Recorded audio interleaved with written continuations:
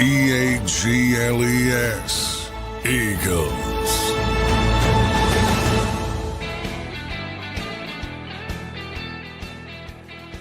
And welcome in, everybody, to a Thursday edition of Birds 365 here on JAKIB Sports. I'm your host, Zander Krause. That's my co-host, John McMullen. Another day in Eagle Land and another great show planned for everybody with plenty to talk about here. A lot being about A.J. Brown, some of those comments yesterday. We'll have some updates on the injury report, and we are now very close to that Week 11 matchup versus the Lions, potentially one of the best of the year this year. Johnny Mac, how you doing this Thursday morning, my friend? Doing well. Trying to recover from the big day at NovaCare Complex where the locker room didn't open until about 6 o'clock. So, a little bit late if you hung in there for AJ comments and Jalen Hurts comments even later. But all started out with some combative Nick Serriani. Interesting day at the NovaCare Complex. For a 7-2 team, the number one seed in the NFC, facing, this is a game I think we've all been looking forward and wanting to see for about 18 months or whatever. There's a little Lions talk. Jalen Hurts tried to turn it that way, but there's so much going on with in-house angst, I guess is the best term for it. Yep, a lot of angst, and you pointed out the Nick Sirianni stuff. We'll get into the injury report too. Maybe some concern there. I think 80% of our offensive line, John, was on the injury report. I don't know how serious it is. We'll get some of your takes on that and the update there. John, where do you want to start? I think we got to start with the AJ because I know yesterday's show we talked about him going on Janky Rondo and we talked about his comments he made there, and he clarified his comments yesterday in an interview in the locker room, about 8-minute long interview. A lot of great quotes from AJ. I will share some of them with you here today. In my opinion, one of AJ's best media performances of the year. And I understand AJ where he's coming from here completely. I understand many people are committed to not understanding him or being upset with the way he's carrying it out. I do not happen to fall in that. I like that description, by the way. Committed to not understanding. I like it. John, what did you make of? Before I'll read some of the quotes in a little bit, and we'll kind of go down that road. I'm sure you'll have some that stuck out to you. But just your takeaway, your thought process after listening to AJ Brown in the locker room yesterday. Yeah, I think he did a good job. I'm with you. I think he explained it well. This is some of the stuff we've been hearing behind the scenes, and now he did it in front, and everybody can see it, which I like. And he did it, in a more traditional environment instead of nothing against Janky Rondo but some of those things aren't maybe taken as seriously. And AJ himself kind of, said he was joking about it and trying to, that's his way of trying to deal with it and try to get through it. But I thought it was positive from his standpoint to kind of understand what his take is. And it's not about numbers. Everybody's so conditioned. I talk about it, there's a lot of indoctrination in the world. And you're indoctrinated to beliefs, even when you don't know it, and much more serious subjects outside of football. But even in things as simple as football or sports, everybody's conditioned who's a sports fan for paying attention to numbers, and they're important. So if somebody's upset, it must be about numbers. Conditioned to say, you're the player, shut up and play, that kind of thing. There's a lot of indoctrination to your point of being committed to not understanding. It might even be subconscious more than anything else. But objectively, we've been talking, I don't know how long we've been talking about this. The passing offense isn't very good, objectively, compared to the good passing offenses in this league. Now, there's far worse. The Jets with Justin Fields, the Vikings with J.J. McCarthy, the Titans with Cam. There's far worse. But compared to what people think the Eagles are, It has never been that level that I've talked about for a couple of months now. It has never been that level. Um, and there's a lot of things that contribute to that, and everybody wants it to boil it down to one particular thing that will solve it, whether it's the coordinator, whether it's the quarterback, whether it's the offensive line, whether it's AJ talking too much. But the reality is, it's much more difficult. It's much more layered, and it's a conflation of all those things. Um, and you have what you have, which is a very good football team that doesn't pass the ball very consistently. And they're trying, their goals aren't to make the playoffs. Their goals aren't to win the NFC East. Their goals aren't to go 9-8, reach 500 like some of these bad teams we're talking about in their passing game. They have different goals. I always talk about the life cycles of teams and organizations. This is a legitimate Super Bowl contender. They're trying to win the whole thing. So to win the whole thing, you got to be able to do a bunch of different things. And, almost winning it last year with an ineffective passing game, or at least an inconsistent passing game at times, has further masked the problem. Like, to me, if I'm a fan of this team and they said, well, we won the game, let's just do it again. Let's not try to improve. And by no means am I trying to say that's what's going on, because it's not. They're trying to fix it. But I would be incensed by that, because eventually it's going to bite you in the ass. And even though it didn't bite you in the ass last year, that doesn't mean that's going to be in perpetuity. Right. And that's sort of what AJ's been trying to say for a long time. And he said it very clearly. You have some of the quotes. I put one up where he says that very clearly. I'll try to find it as well. But so, I thought it was a good explanation of what he believes the issues are. And I don't think he's wrong. I don't think he's wrong. No, not at all, Johnny Mac. John, we're gonna get into some of the specifics here on this, but I do want to ask you, after I listened to AJ Brown yesterday, they have the conversation, and sometimes I think it's a dumb conversation in terms of, it's low level, it's surface level conversation. But some people say it's Jalen Hurts. Some people say it's Kevin Patullo.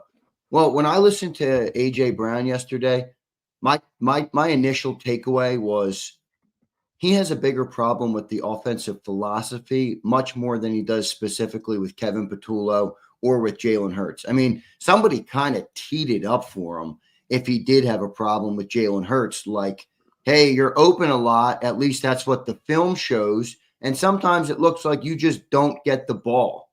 And that would have been a slam dunk if he wanted to create a controversy about the quarterback. He completely shot that down. Said, we don't know what, Jalen's going through progressions. He's got a bunch of things to go through. He's got pressure in his face. You can't take a screenshot and look at it. Something. Yeah. By the way, I'm glad you brought that up. Yeah. Can you say that again for the people out there? Yeah, right. Stop putting screenshots up. They're meaningless. You got no idea. You're taking every ounce of context out of it. You have no idea what the progression was. And why I say that is, if you're putting up a screenshot, you'd have some common sense to know, I probably shouldn't put this up because I have no idea what the play is designed to do. Yeah. It's never been a good way to look at football. Yeah, please stop putting up screenshots of open receiver. And that's for any team. That's absurd. But anyway, I'm sorry. No, you're good. I mean, so the way I took that was more like, is he have a problem with the philosophy of the offense, which did change in week 4, as we've talked about extensively. Now, I will read a couple quotes to you, John, before I get your take on this. He said, and I'm going to quote here. I'm going to give the quote on what you were talking about, where he basically said you can't just turn it on. He says, it's not that I don't care about winning. All I care about is stats. No. It's been week after week. Sometimes we're not contributing. We're not doing our job on offense. You can't just keep slapping a Band-Aid over that if you expect a win later in the year.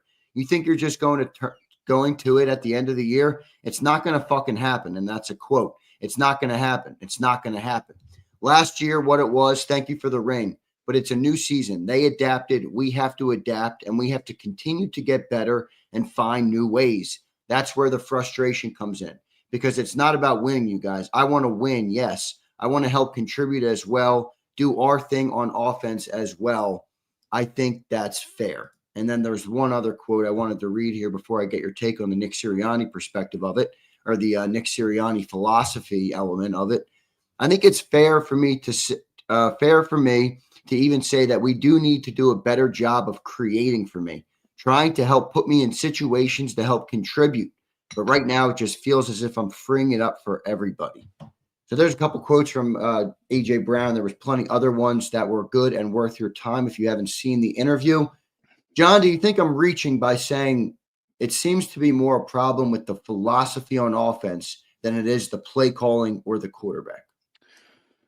Yeah, I mean, I think that's simplifying it. I agree, and I said that. I have a question with that, because in the past he's tiered in different directions. So, but and it's because it's more than one thing. But certainly that's part of it.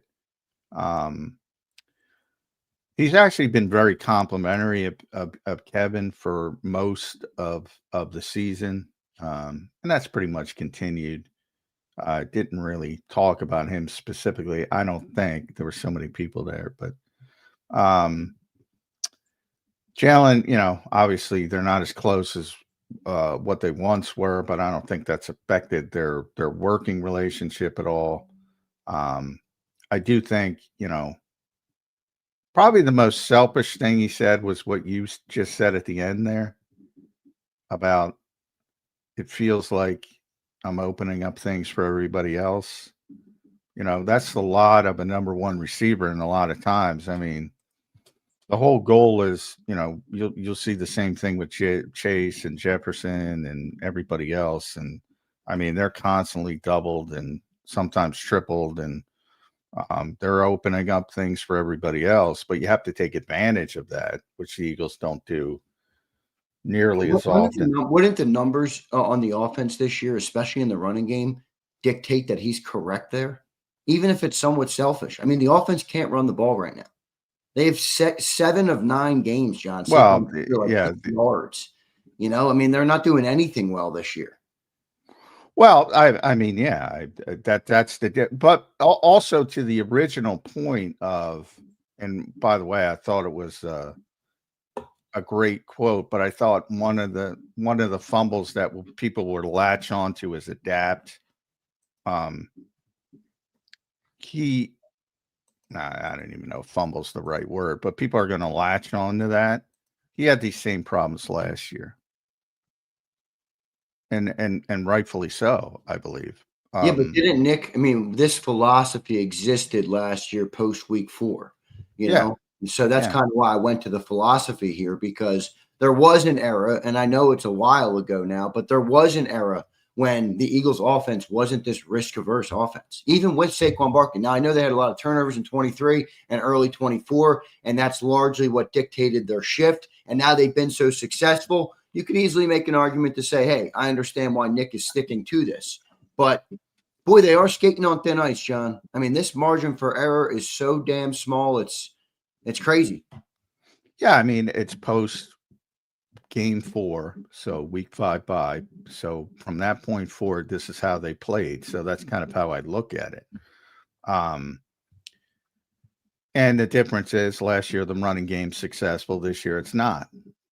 That to me is the main difference. And to me, from seeing what's going on down there every day, it's their belief is, well, it's not working like it worked last year because we have to get the running game going.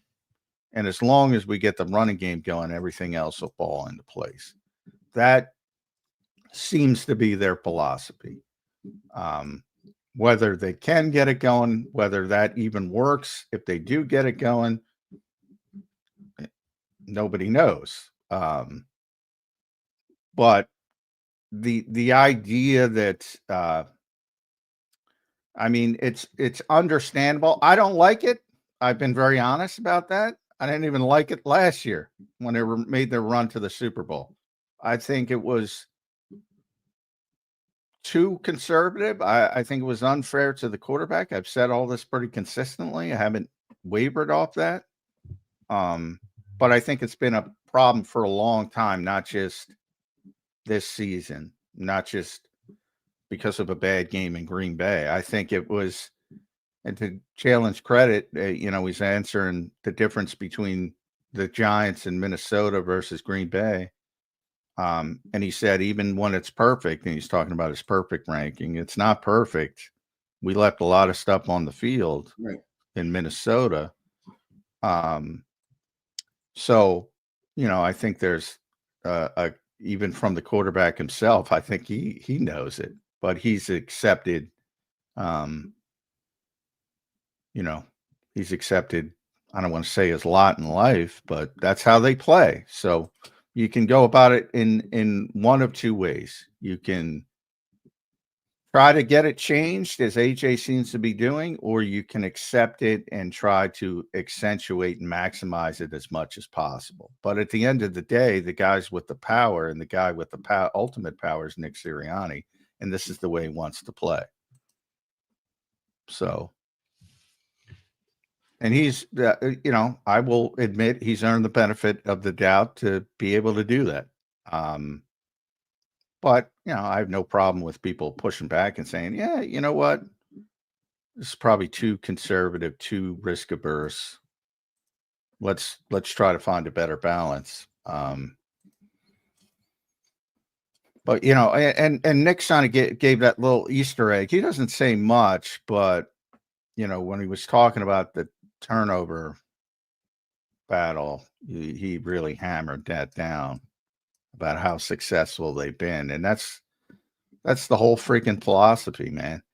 They believe if they don't turn the football over, they're going to win the game. And it's hard to argue with that. Yeah, I just don't think that's a perfect way to go about it. I mean, there's plenty of times where you have turnovers and, you can still win a game. I mean, there's not a good formula though. Not a good formula. Yeah, people do it all the time, but you don't do it consistently. I mean, we won the Super Bowl last year. We had an interception in the game. We won the game. Well, you're winning. I'm not saying you want to get turnovers. Well, they turned over again. Avoid a turnover at all costs. While it can have benefits, can also be detrimental to what your offense is doing and increase the pressure on your defense. Well, they haven't. I mean, they turned it over last week. I mean, to point to certain, but compared to other teams who turn it over 3 times a week. I mean, that's the extreme though, I don't well, 57-7 is the extreme. That's an extreme, but they did it. They accomplished it. That's Jalen Hurts touchdowns versus turnovers. That's the extreme. So you think that, so I guess the question there would be, you think that, and maybe it's true, maybe Nick is right. You think that is more important than having an offense that's more prolific? Well, to the ultimate goal, yes. And the ultimate goal is to, let's be honest, the ultimate goal is to win the Super Bowl here. So you think the offense being ranked where it is, not that matters or that's the whole point, but you think the offense being ranked where it is, as long as they limit. Well, I bring up that question, and I again apologize publicly to BLG because I worded it difficult, but I got to ask. I thought it was a good exercise by Jeff Kerr, so I'll give him credit. He asked me that question: would the coaching staff rather have, use Herbert or Jalen Hurts? And I said, well, if you got them in a room and forced them to tell the truth somehow, they'd want Herbert. And then he asked me afterwards, would they win more or lose more? And I said, they'd probably lose more. But for their own mental health and for their jobs and scheming and all that kind of stuff, it would make it better for them. It would make it easier for them. So even if there's frustration on the offense from the fan base, from A.J. Brown, from maybe Devontae Smith, maybe even from Jalen Hurts, you think they're right? You think it's worth letting everybody be frustrated because overall this philosophy is better than people are frustrated. People are frustrated. Watch the language, the body language of players on bad teams. There's frustration all over the NFL. No, absolutely. This is part of the job, and this is why the job of the head coach is such a big job. And I think it's ludicrous that people boil it down to play calling, and he's a bad coach because he's not a play caller and this and that. Yada yada yada. This is the hard part of being a head coach. To keep as many, you can never, even when you win the Super Bowl, it might seem that way, but there's 70 guys in that locker room at any given time, 53 and 17 more with the practice squad, and even more with the guys on the injured reserve. But you get the point. There's a lot of people, and they don't all agree, and some of them are frustrated at all times, even with the best teams. Now you see it far more with the bad teams. And I got to watch Red Zone over the weekend because the Eagles are playing on Monday night. So I saw a lot of those bad teams. You know, Miami, Minnesota. But, you know, I feel like I'm picking on McCarthy, but I'm picking on McCarthy. So to use Jefferson example, because that's the best, check out his body language last week. He knows what he's playing with. And he's fucking frustrated. And, you know, their two offensive tackles, they had 8 false starts at home because the kid can't even get the cadence right. And the veteran tackles are jumping off sides at home. And at one point, I saw Christian Darrisaw just say fuck and slam, you know, basically the most awful body language you could possibly have. That's an extreme in a bad team level. Right. But on a good team, like the Eagles, there's always somebody upset about something. Always.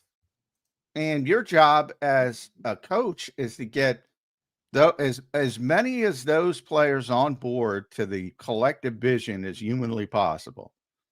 To Jalen Hurts' comment about it's never perfect. You can label it perfect. It's never perfect. And Nick does a good job of that. And I will give him credit for that. Is his approach the correct one? Well, it was last year. Well, it will be this year. That'll be to be determined. Would I go in a different way? Yes. You know, from his standpoint, though, I do understand the route he's going in because it's worked for him. Right. So you know, it's a difficult decision. And by the way, they're still the number 1 seed in the NFC. Yeah, I know, and that's what complicates this conversation. And they weren't even the number 1 seed last year. When they won the Super Bowl. Yeah, but you know, to me, my problem with that conversation is I look at the makeup of a team. Like you look at the Vikings last year, they won 14 games. They got bounced in the playoffs. You look at the Lions, they got bounced in the playoffs. You look at the Eagles, and while they weren't the 1 seed, they had a great run game, a great defense, and a great offensive line. Like those are the things that will help you go the distance. You go to the playoffs this year, they can't run the ball. The offensive line has been good, but they're not great. looking at it like that, Zander. You're looking at it like they can't run the ball because they haven't run the ball as effectively in the first 9 games. 8 and like 9. their whole thing is we haven't run the ball for a bunch of different reasons. But we still have the best offensive line. We still have the best running back. That's their mentality. But isn't that kind of what Brown was saying yesterday? Like you can't just turn that on. Yeah, well, I mean, you gotta. It's the same thing with the passing game, though. So what is more likely for a team that's how I'll frame it? What is more likely for this team to get the running game going, or for this team to completely shift in midseason and get the passing game going? And not in a game, you know, one game like they have their upticks. but in a more consistent week-to-week approach? What is more likely for this I team? mean, the obvious answer is the run game. So my point is, if you want to go in that direction, and they probably will go in that direction in the off season, that's an off season thing. Is there a world where they can take the chains off the extreme risk averse approach, and maybe, because like my takeaway yesterday, and I want to read the quote real quick before I talk about it. Let me just read the quote on AJ Brown responding to the Jalen Hurts question. So he was asked, there's instances where you're open and it looks like Jalen just doesn't throw the football to you. And AJ paused, and then he said this: certain plays have different reads. Despite what it looks like when someone takes a screenshot, you can't go off that. He has certain reads. He has a lot going on in his head that he's trying to process, and then he has pressure in his face. So that was his quote on Jalen Hurts not throwing him the football. My takeaway, though, was, is Kevin Patullo, everybody says Kevin Patullo sucks, and he calls the same routes, and the receivers are on the same routes. Are those same routes just being called within this risk-averse offense that they're running, and there's no ability for Kevin to be creative, or in some ways for Jalen as a quarterback, to be better? Because a lot of people are looking. I'd be the first person to say it. Sometimes I watch games and I'm like, what is it? Is Jalen not as good as I thought? Does he stink? And then I hear AJ Brown and I'm like, It doesn't stink. no, I don't. I mean, that was an extreme, but I'm saying, is he the reason that the passing game sucks so much? Because it does. Let's be real. It's bottom 5 of the league, bottom 10 in the league for 2 straight years now. I look at this and I'm like, he is saying that this approach that they have is the reason for the offensive problems, not Kevin and not Jalen. Well, I think the approach is a big part of it. But I think, there are times, and again, I think too much with anybody, not just AJ, but Jalen and Nick, and it's more obvious with Jalen and Nick because they're more obviously trying to deflect at times. I used to tell Jody all the time, nobody's under oath in these conversations. So there's sort of, and it could be one question, he's being completely honest. Another question, he decides to deflect. It's not even in the same press conference. And this is everybody, not just AJ.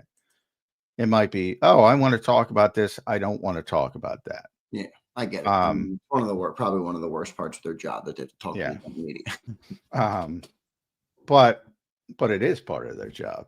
And it's an important part of their job, and it's collectively bargained that they have to talk to the media for a reason, because the NFL is the NFL, because of the coverage it gets and because of what it's become. And, if you don't have people showing up, paying attention to your game, it doesn't become the behemoth. And one of the few things the NFL understands is, we need coverage to generate this massive business that they built this into. So one of the few things that is understood correctly, I believe, by the NFL. But to my point about, the screenshot thing, I liked because I can't stand screenshot scouting.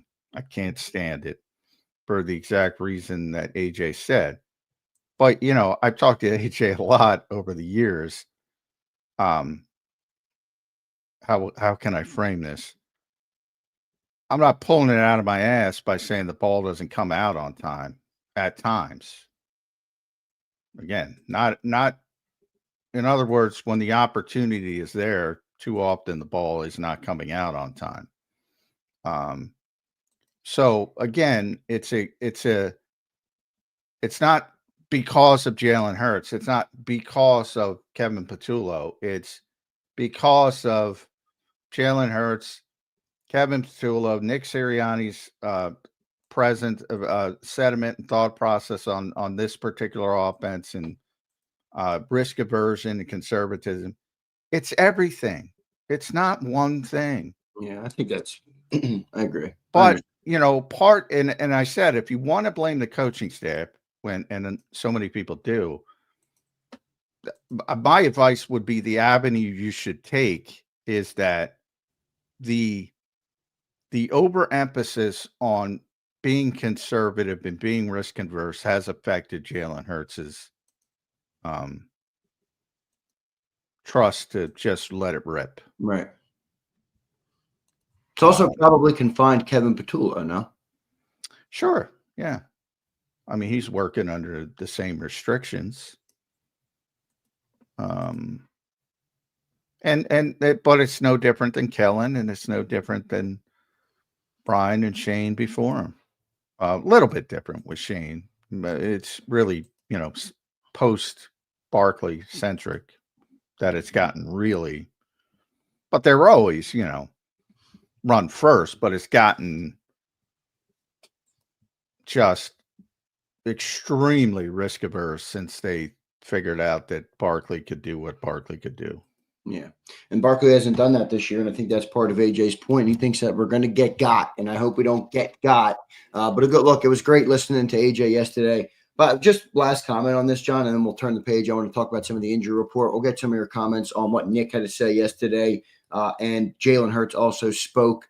But I think A.J. Brown is so misunderstood, dude. He is far more mature than people give him credit for. I don't think he's this selfish guy that people think, oh, it's only about targets on a given day or how many catches he's getting. I really don't get that feel from him. And it bothers me sometimes when I see that all over the place because I really don't think that's who A.J. Now, I don't know A.J. personally. I've never spoken to the guy. All right, I don't. But just from going off of all the times I've heard him in the media and the way he plays the game and, obviously what he thinks of what he's capable of, I think people got it all wrong on A.J. Brown, John. Well, I've been saying it for years. I don't think he's a diva. I don't think people understand what's going on here. And by the way, if they could flip a switch, here's what I think about A.J. Brown.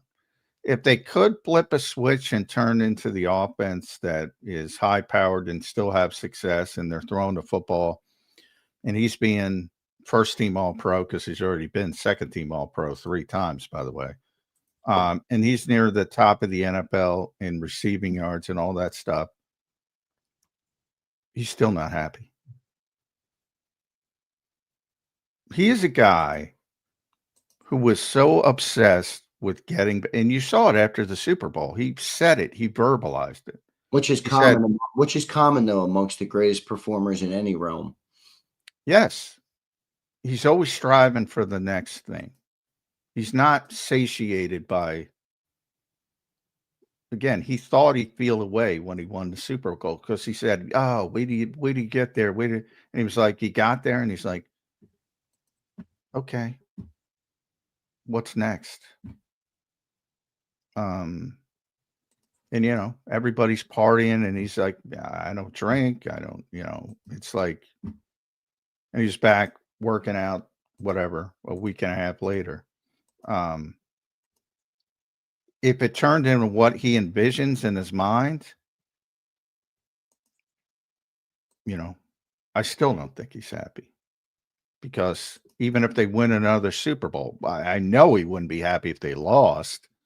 But even if they won again in that way, in his mind, he'd be like, all right, we got to do it again.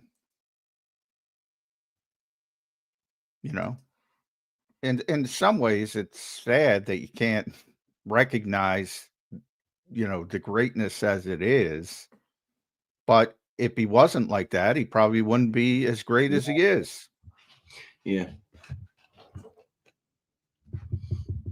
It's called greatness. I mean, he doesn't accept mediocrity. He wants to be great. I love that about A.J. Brown. I love that about all great competitors. That's a trait, John, that I'm sure as you've covered many great freaking players. I mean, people who pursue greatness like that, a lot of times that's their mentality. So good stuff. We'll take a couple super chats on this comment, on the conversation here with A.J. Brown. Let's go to Brian Garner. What's up, Brian? Thank you, buddy, for the $20 super chat. Brian Garner says, AJ is right. The league adjusted to them after the 22 season. Offense was top 10 in 23, but not as effective. The adjustment in 24 was Barkley. The league has adjusted. The offense needs to get better, point blank. Yeah, well, I'm not a big fan of the all-encompassing adjustment word. Like, I think that's a buzzword.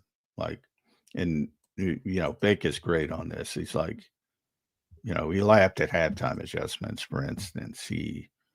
You're adjusting after every play.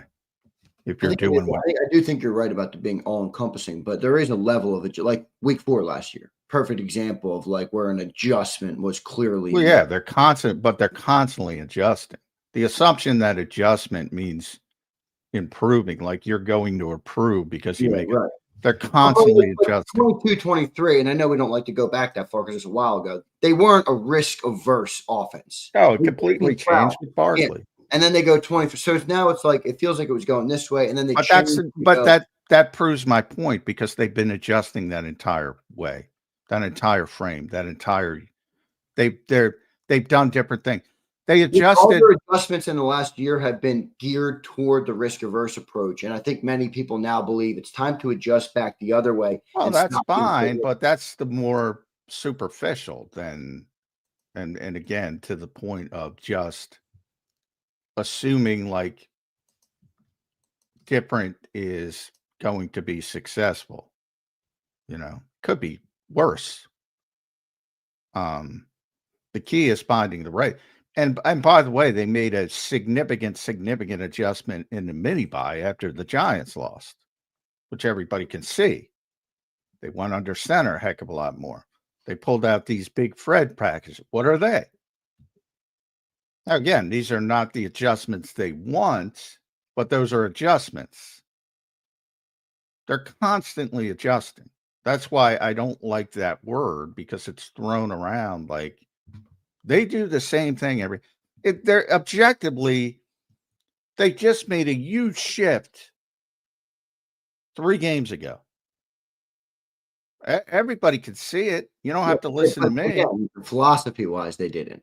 They adjusted within the philosophy, and the philosophy is what AJ Brown. Well, the overriding again is going to get them got. Everything depends on everything depends on definition. So you're presumably saying, well, it's in the encompassing of the run first risk averse, which is yes, it's true, but from the standpoint of doing something dramatically different, going under center for them was dramatically different. And they did it. Schematically, for sure, but not philosophically. But that's what I'm saying. So, I mean, you could shift it any way you want definitionally. But is that an adjustment? If you're being honest, completely 100%? Absolutely. I'm not saying. Yeah. So, I mean, that word, you can't play an NFL game from the worst team, whoever you think the worst team is, Tennessee, to the best team. You can't play an NFL game without adjusting. They do it all the time. Bad teams, good teams, mediocre teams. Well, that's where I think it's deeper than just the adjustment conversation. It's the philosophy conversation, because if you're adjusting within a philosophy, but the philosophy's broken or doesn't work. Now, hey, it's not broken. I get it. Everyone's going to be like, we're 7-2. They won the Super Bowl. You're fucking wrong. It's not broken. I get it. But AJ seems to think that it's going to get them burnt. And he's looking for adjustments that are outside of that philosophical approach, as opposed to what you're talking about, which is adjustments. Yes, they are adjusting every week, but they're all within the same risk. Well, yeah, but I was answering the question on adjustment. I said my feeling on adjustment. I've also said my feeling on the philosophy. I think they're too risk averse. Yeah. All right. To me, it's a different conversation. But people, what I'm trying to say is, and Brian, and I'm not picking on Brian because most fans are obsessed with this idea of adjustment. And again, I point to Peyton Manning and saying, halftime adjustments, Vic laughs at them. Peyton said, yeah, I go in, take a leak and have a couple orange slices. That's my halftime adjustments. And not that they're not mocking the idea, but you're doing it the entire game. You're doing it after the first series, after the second series. You saw Matt LaFleur completely turn his back on the defense. What was he doing? He was trying to figure out what the hell was going on so he could get his offense back on. It's constant with every team. Brian, thanks for the super chat, brother. Here's Joshua Jackson. What's up, Joshua? It's a simple offense that relies on talent over scheme, and Hurts' cautious style means means when defense is key on A.J. Brown, he opts for safer throws. A.J. did shed light on that as well, the way defenses have been playing him this year, not adjusting to get him open there. Well, if you watch Jalen Hurts for his entire career, and I presume you have, he's more risk averse now than he was before. So it's not now.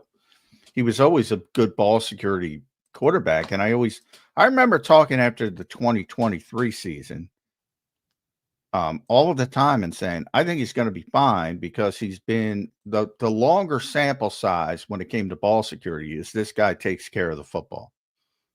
And I said, I think he's going to be fine long term because Dak had a year like that. Same thing is long term. I remember that conversation. Long term, he was very ball security. He was very good with ball security. And I said it'll probably regress to the mean. And that'll happen with Jalen as well. And it did happen with Jalen. And then they amped it up even further to get more conservative and risk averse. But he hasn't always played this way. And he's always been a great ball security quarterback, and that's gotten even better by playing this style. Which by playing this style, admittedly, you give up a lot of things as well. No doubt. And my other problem with not problem, but my other comment would be, I know they've been very successful with the risk averse approach, but they were pretty successful without it too before they went to it. I mean, they did come within a holding call of winning a Super Bowl. And by the way, they weren't risk averse that year. They were pretty aggressive that year, I would say.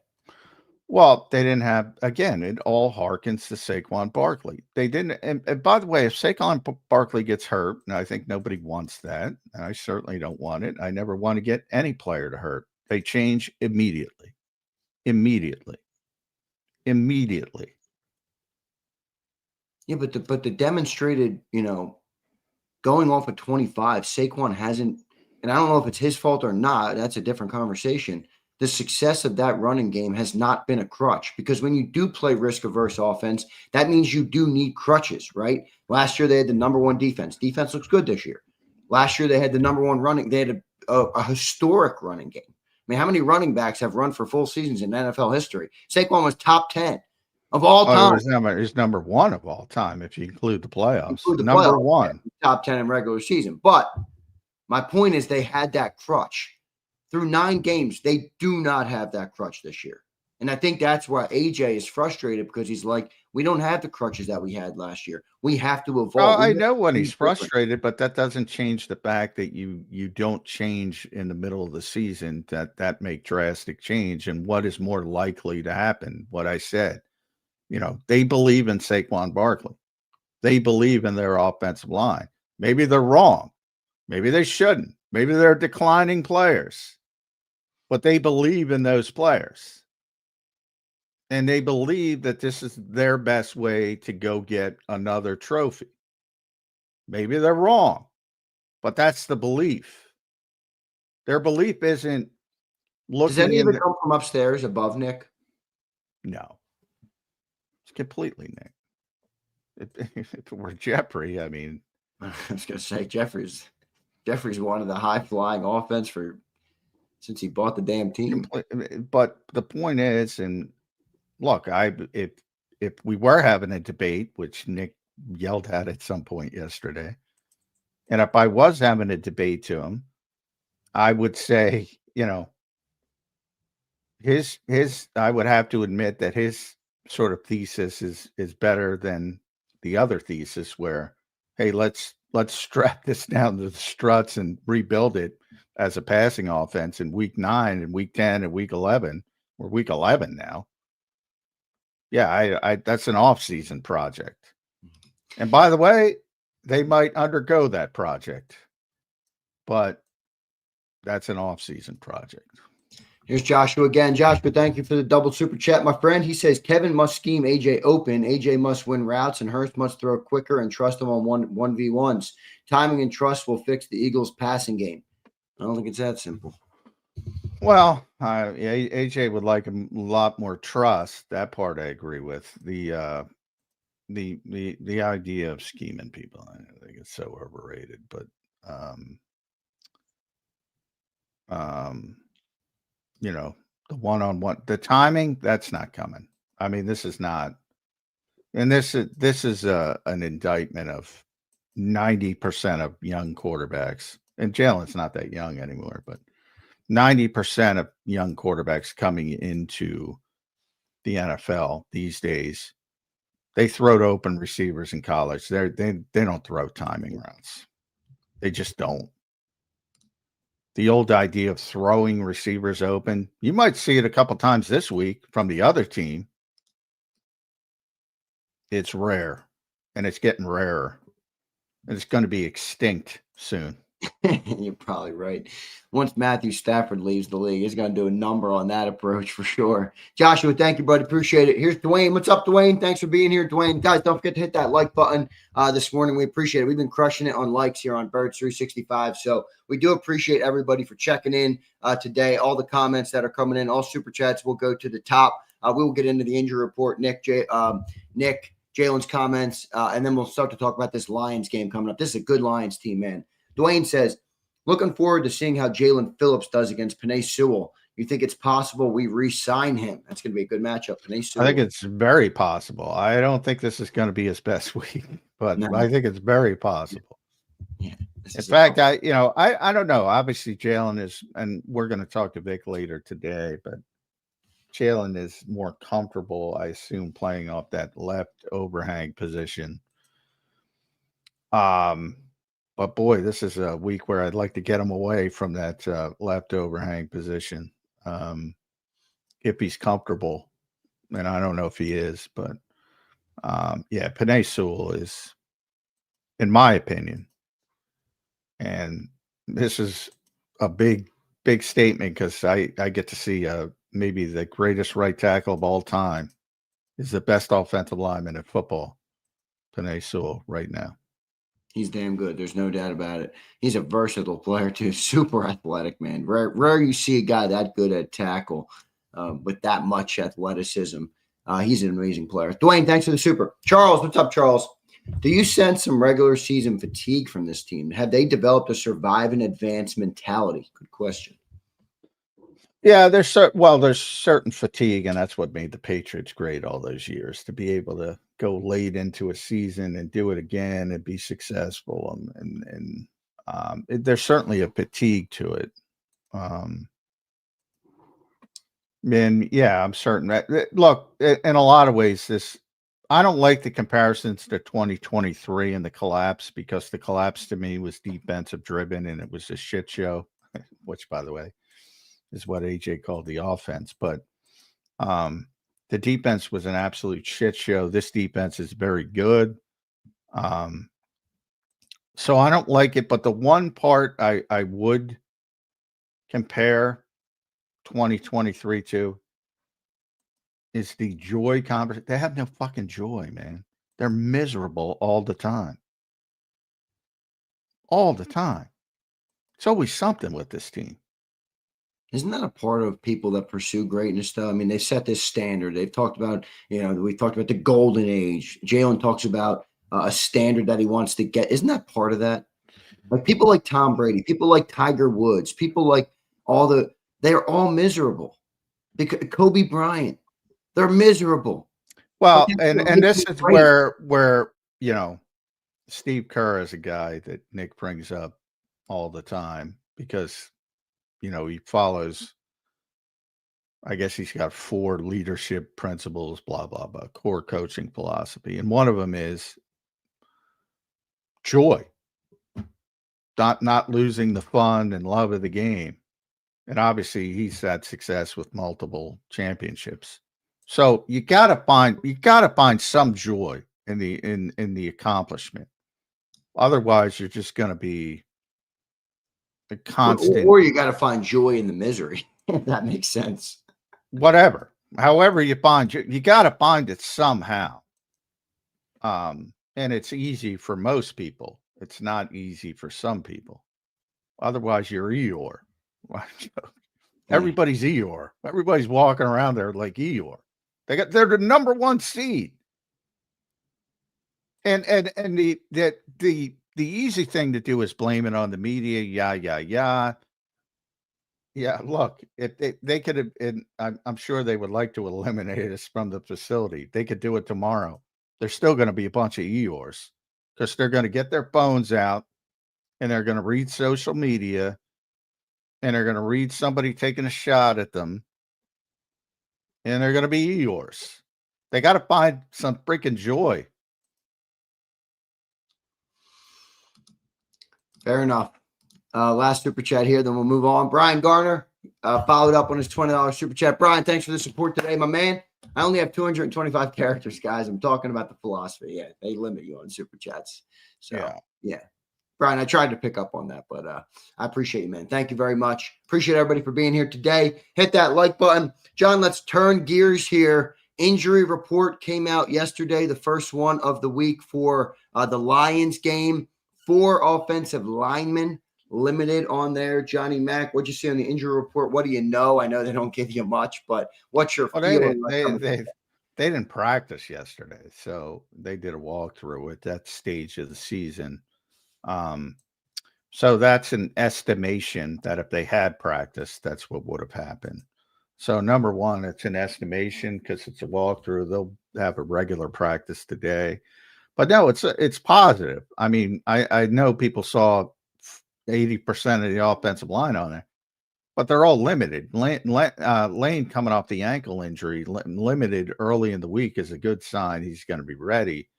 Cam Jurgens is back at practice. That's a good sign. Again, estimated. And then Landon, this is his 4th injury, by the way. Now it's a quad.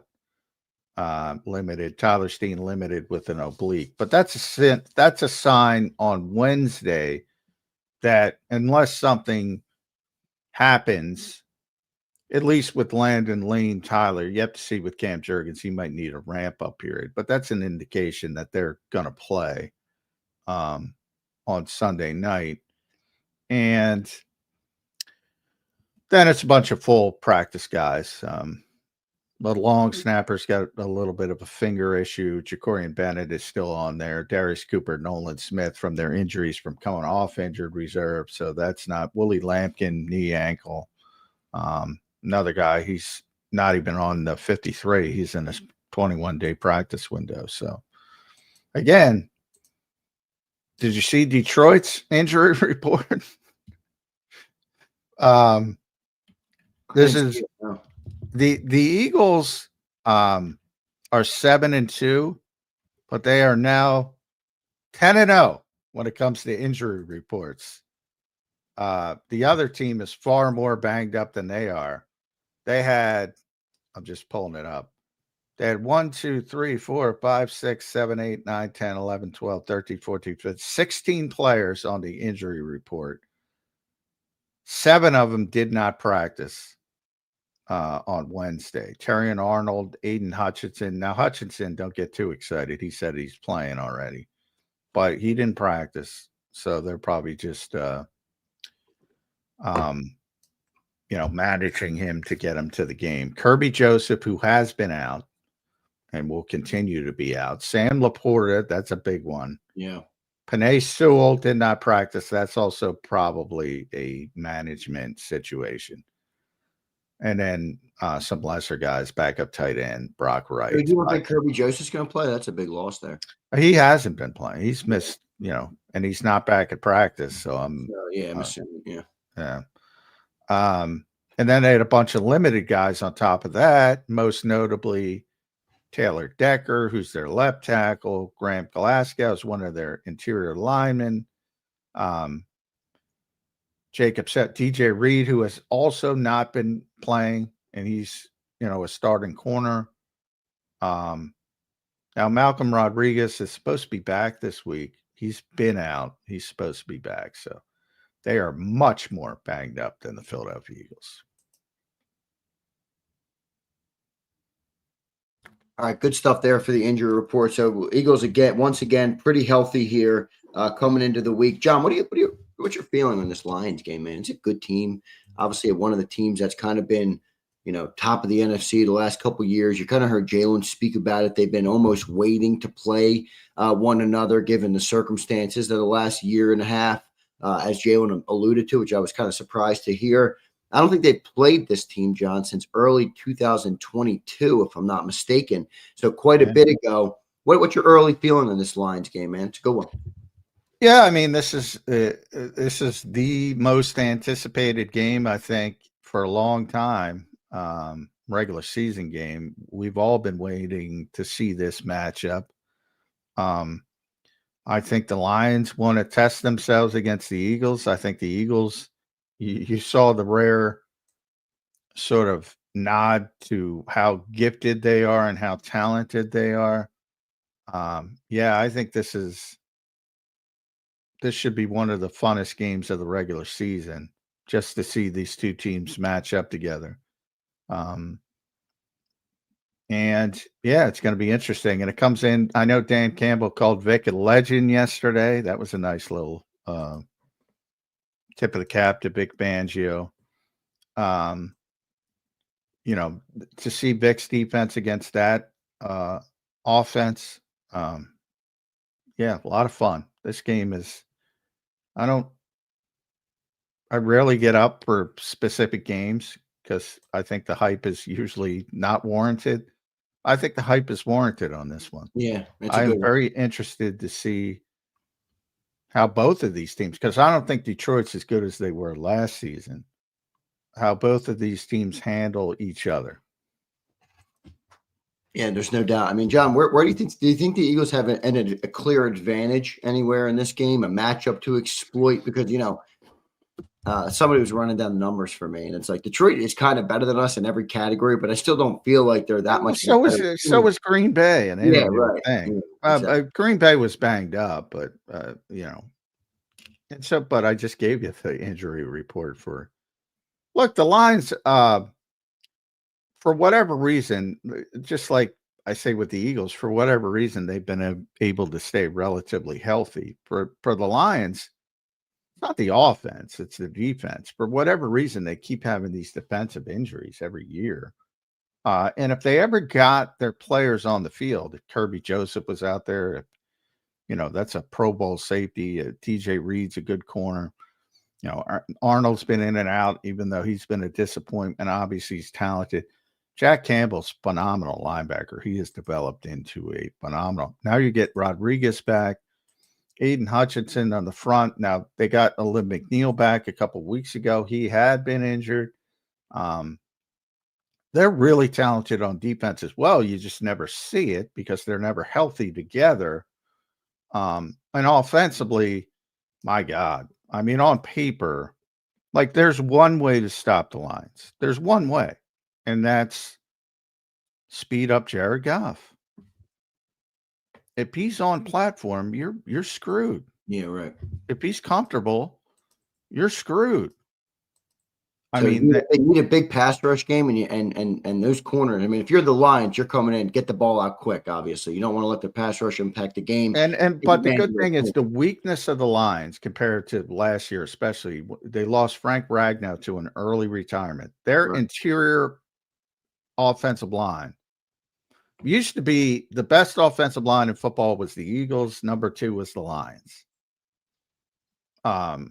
They had a great offensive line when Ragnow was there. He's not there anymore. And they struggled, understandably so, to replace him. And they moved a guard to center, and they're playing a rookie guard. And that's where Minnesota beat them 3 weeks ago, whatever it was. They did those cross dog blitzes right up the middle and forced Jahmyr Gibbs, by the way, to stay inside the pass protect instead of leaking out. So I don't know if Vic's going to look at that and utilize. I'm sure he will. It's Vic. Well, I know he's going to look at it. I don't know if he's going to copy it because it's generally not what he likes to do. Right. But he should consider it because it worked. Because, boy, I'll tell you, man. Is there a way to accomplish that same thing with while remaining within what Vic does? I don't think there is because he's not going to stay in the pass protect a 4-man rush. Right, exactly. Even if Jalen Carter dominates inside against Tate Ratledge, who's a rookie, Is there maybe a package that you could use where, you bring Campbell and Dean on the field and you can rush Campbell or Dean, and just to try and get that extra guy to your point, to try and get Jahmyr to stay in? Well, you're going to have to blitz. You're going to have to be a heavy blitz team, and that's easy for Brian Flores. It ain't easy They're not for doing Vic that. Fangio. Vic is not going to do that. Because you remember, you have to convince them they can't handle it without adding blockers. And you're not going to do that with a 4-man rush. You're going to have to be over aggressive. And the problem is, like, that's a player. When you talk about the toughest matchup in all of football, I think it's Jahmyr Gibbs. He can do everything. Except pass block. Except catch, run. He's amazing, dude. Yeah. There's not a linebacker in football that can cover him. There's not. I mean, dude, even when he catches the ball just in the flat, I mean, he'll take that thing to the house. He runs around people, makes it look easy. And he's a good receiver. He's not Christian McCaffrey, but he's not Saquon Barkley either. He's not going to fall. He's a good receiver. He can run inside. He can run outside. He's tougher than people think he is. He's explosive. To the point that they have David Montgomery as well. And, the old Sonic and Knuckles, which, by the way, I love that nickname. Yeah, you did. You loved that last year too. Yeah. To the point that they complain when Montgomery's on the field because Gibbs isn't on the field. Yeah, he's that good. Yeah. Where do you put him in the running back rankings in the league? He's got to be maybe. Well, it depends. Like, if you want, I always say the best, and that's how I describe Gibbs. He's the toughest matchup in the NFL. His ankle routes coming out of the backfield. Yeah. Good luck, man. When he gets the option routes, especially in the red zone, boy, anyway, he's a tough player to deal with. And that's how I describe him. Now, if you want to say well-rounded, like I always just say back in the day, who's the best running back in football? And I would always say it's Emmitt Smith, because Emmitt could do everything. He's a great runner, obviously, all-time leading rusher, great receiver, great pass protector, which is what you rarely see. That's his weakness, pass protection. Saquon's weakness as well. But that's part of the game. If you want to encounter that, he's not the best running back, but he's the toughest matchup for anybody in the NFL, I think. And that's more important than pass protection. Yeah, no, it is. It is, especially if Detroit can get into their spot. John, the other thing that's interesting here is Jared Goff is great, in terms of, I think, beating zones. You know what I mean? He's a timing quarterback. He gets the ball. He's very accurate. And they have Amon-Ra St. Brown, who I happen to think Amon-Ra's a little overrated in the macro, but he is a perfect fit in that Detroit offense, the way he plays. He's a very good player. I don't mean to say that he's not a very good player, but that's going to be a tough match. That's a bold statement. I don't think he's overrated, but yeah, he's a great receiver, and they fit together, Yeah, they fit perfect. That was my point. I mean, I think Williams. I think Williams is the overrated one. Oh, Williams is definitely overrated. Laporte is great. I mean, Laporte is phenomenal. Yeah, they're what people think the Eagles should be. That's how I describe the Detroit Lions. I don't see it like that. Jared Goff is so different than Jalen Hurts. Well, that's part of it. I mean, you got to have the vehicle to get these guys the football. That's part of it. It's a big part of it. But this is what people envision, because they look at the playmakers and they say, well, they have two running backs who can kill you. They have a great tight end. They have two great receivers, and even some of the, big playmakers, Khalif Raymond and all those guys, as situational. This is what people think the Eagles should be, but there's no evidence that the Eagles could be that. And the difference is the quarterback, because the quarterback is a high volume quarterback. Not Jalen Hurts does a lot of things better than Jared Goff, but the one thing he doesn't do is he can't make every throw like Jared Goff can make every throw. It's just reality. AJ would be very happy in the line. Yeah. Well, he definitely That's would. how I describe. That was my point about Amon Ra. I think Amon Ra is a great player. I don't mean I'm he's joking. overrated. I'm joking, by the way, who because has a better talent, Amon Ra or AJ? Who thinks more talented? AJ. That's what I meant about Amon Ra being over. I didn't mean Yeah, overrated. but I meant there's, more you like know, he's in a system that you talents perfectly. You could ask me, like, who's the most talented player at each position. It's probably not the best player at each position.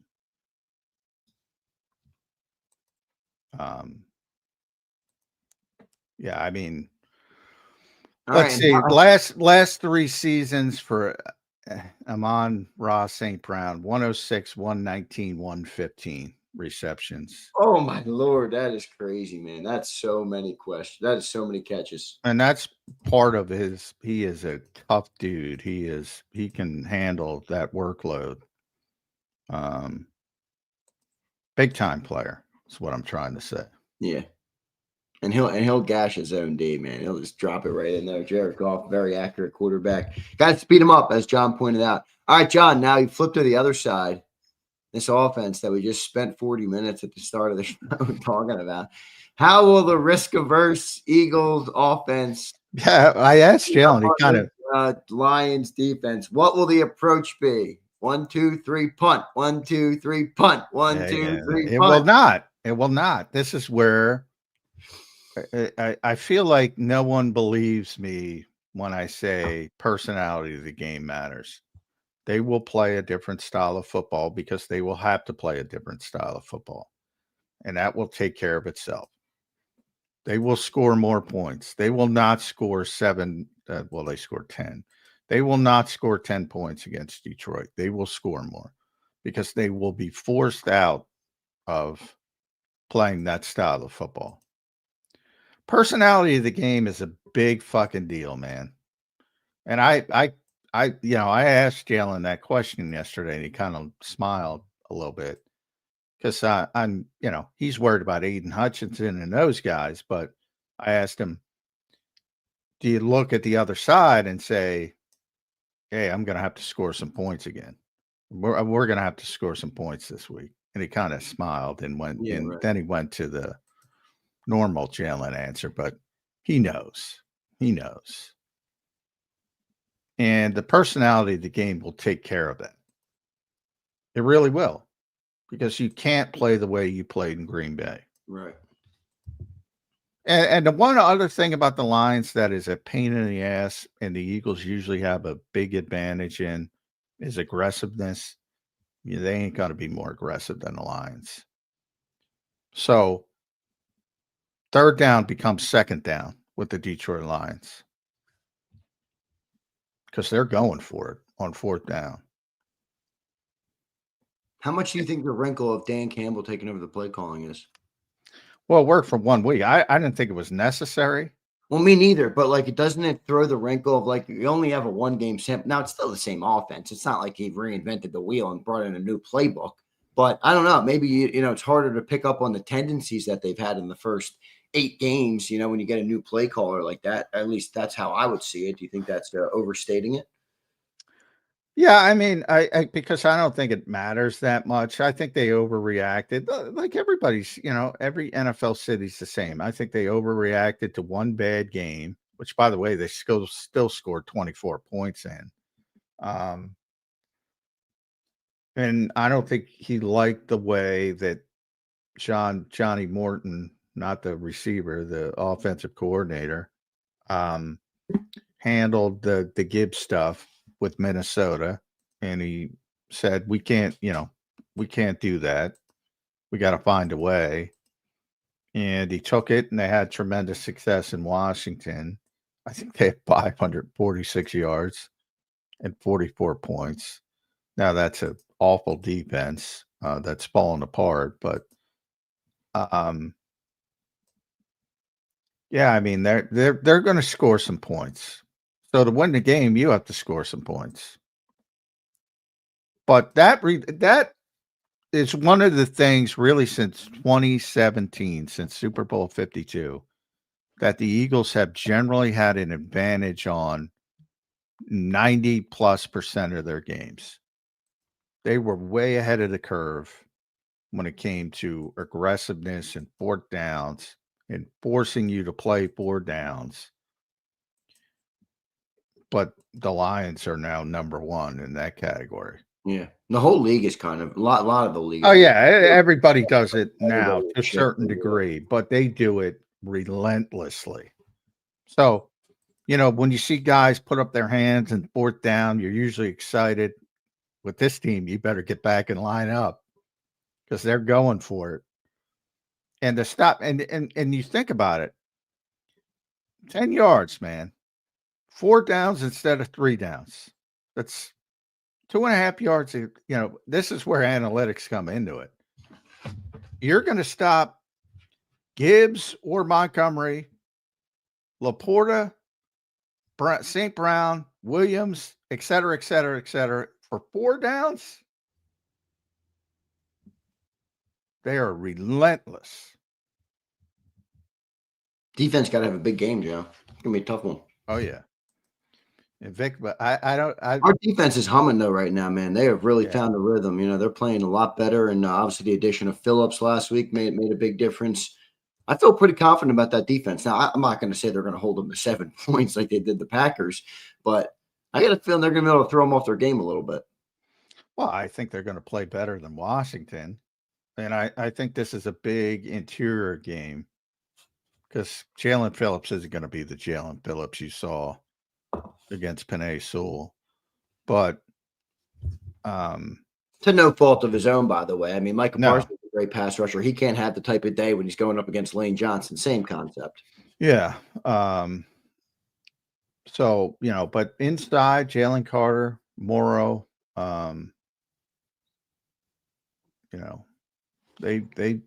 their interior offensive line is not nearly as good as it was.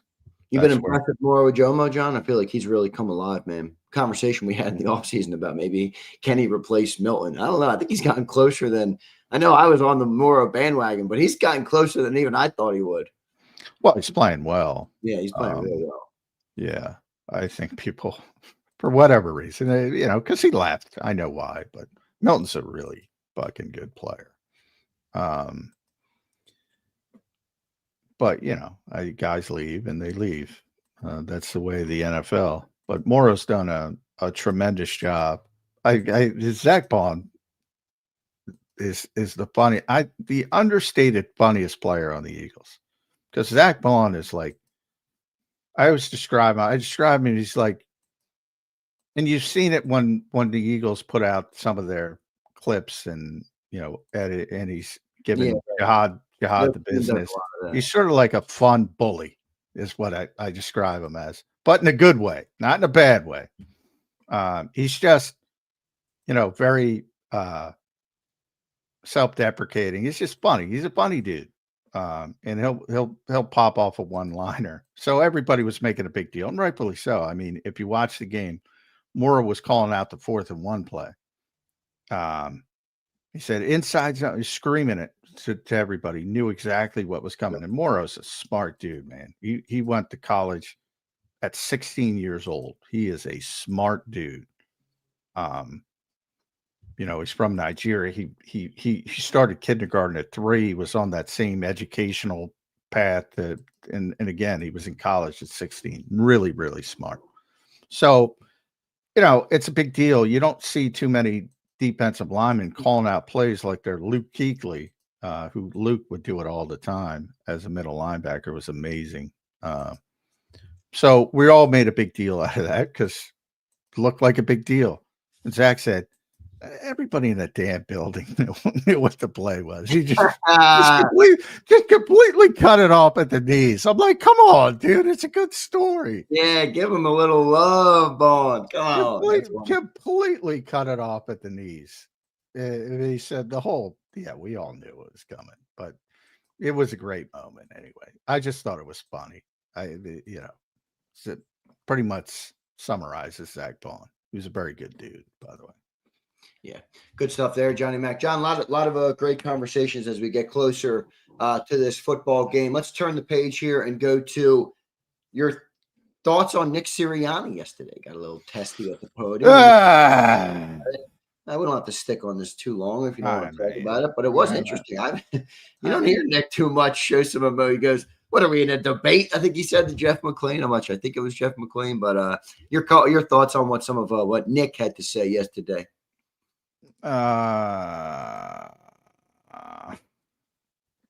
Look, I don't know what to say about his press conferences anymore. Yeah, he doesn't want to talk about injuries. He doesn't want to talk about audibles. He doesn't want to talk about competitive advantage stuff. He doesn't want to talk about anything. That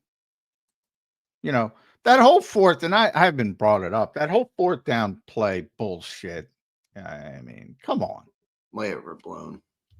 Well, it's a terrible decision, but I think it was a terrible decision by the quarterback on the field. But everybody wants to protect the players.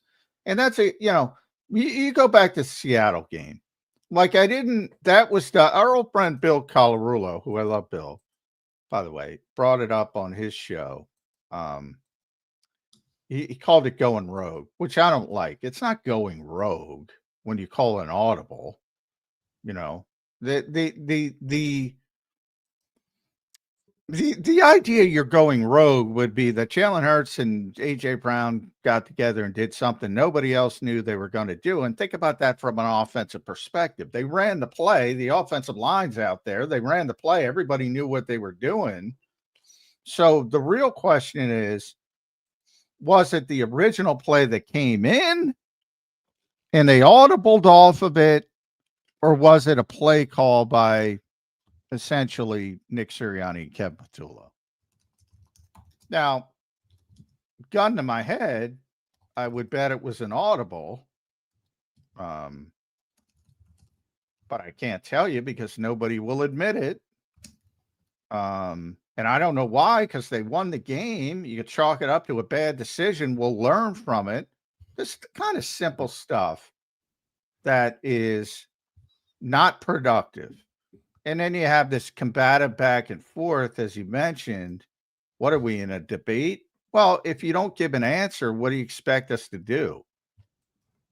This bullshit about, just read his answers.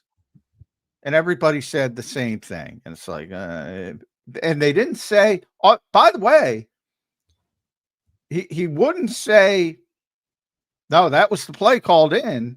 He would just say it's a regular part of the process or whatever. In other words, yes. By the way, to me, that's a non-confirmation confirmation that it was an audible. Because if it were just I called the play or Kevin called the play and it went in, end of it. And that's exactly what we called versus you went through the normal channels and all that bullshit, which indicates, well, you have the option to do that as the quarterback, and that's the option the quarterback took. So to me, it was a non-confirmation confirmation. Can't say that 100%, but to me, that's how it came across. And again, if you lose the game, it becomes a much bigger deal. They didn't lose the game. So ultimately, that's a perfect opportunity to say, you know what, we made a mistake. We'll grow from it, and it's over. But he can't even handle that at this stage, which again goes back to my joy that he should take his own freaking advice because that dude's miserable. Miserable. He's just not very honest. I mean, that's how I see it. He's not honest because he's miserable. Yeah, well, same thing. And part of the reason he's miserable is because he's not honest with anything. Exactly. Exactly. So, it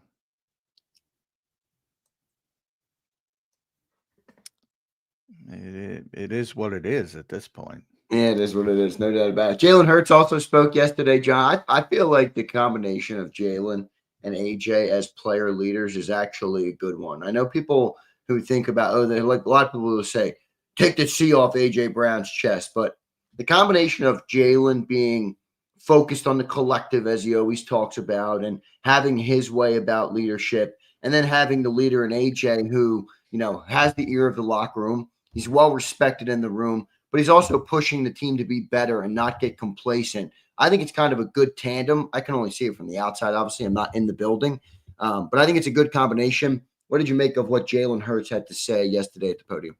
Nah, not much, right? So Jalen Hurts press conference. Yeah. Any good quotes? Any good T-shirt slogans from Jalen?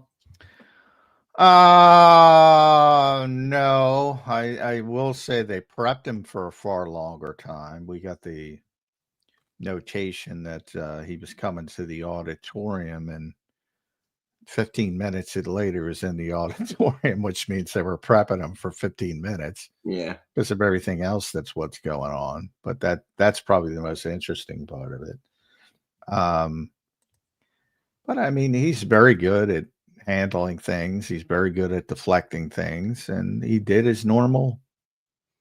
You never have to worry about that guy as far as handling questions and things of that nature, because he's either going to stick to the script or he's going to make it.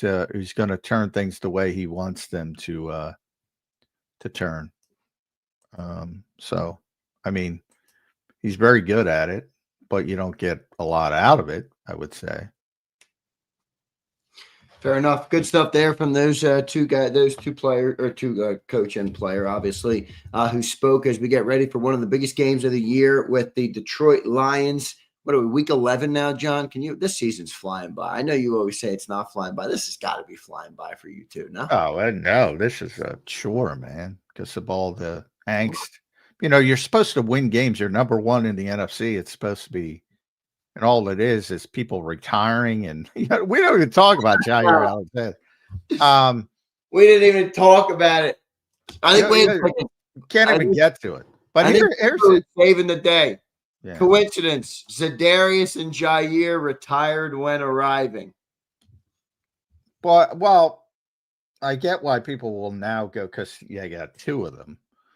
And it's bizarre from the standpoint they both were just thrilled to get here, and all of a sudden with Za'Darius it took a few weeks at least, but with Jahmyr, I think they're different. I don't think it has anything in common. I think Jahmyr got here probably thinking that he was going to play, and he's not going to play, and he probably said, what am I doing at this stage of my career? It's not the same guy. It's probably difficult for him. But that's just pure speculation. But that was weird when the Saturday thing, when they ruled him out and he wasn't traveling. That to me now in hindsight looks like it's not rare. It happens all the time where guys they take it all the way up to the walkthrough and they say he's not ready. And if you're going on the road, he doesn't travel. It's not exactly rare, but, with him retiring right after, I think it's probably like, he knew he wasn't going to play again. And he just got off coming off Baltimore where he wasn't playing. And, it's probably frustrated and just said, you know what? I don't want to go through this. And maybe he recharges his batteries and changes his mind down the road. Who knows? Yeah, we'll see. I guess you didn't hear anything more probably on Jahmyr, the status. Was it more knee? Is it mental? It's definitely, I mean, he's dealing with a knee injury, but with that, some mental, obviously, when you're as good of a player as he was. Yeah, he's not the same player he once was, and that's difficult to handle when you're at the top of your profession and all of a sudden you can't play at that level because you're not the same physically. It's frustrating at times. Yeah, fair enough. A couple more super chats we'll get to. Kimberly, thank you for bringing it up. Here's my boy Alexander Harris. What's up, Harris? Appreciate you, brother. The one area where I feel the Eagles can take advantage this week is with the passing game, just because the Lions play a lot of man coverage, and I feel our receivers can get off. Yeah, well, yeah. I mean, I feel like people talk themselves into that every week, but yeah, there's the potential of it. Well, they do have the rare good passing game. I mean, they diverse the line over the Vikings. Maybe they can. Well, yeah, but I think people that I think they could play similar to the Super Bowl and the NFC Championship game. I think people prop that up. They threw the ball 23 times in that game. That was a bunch of big plays. It was a great performance, but they weren't just like an evolution of the past.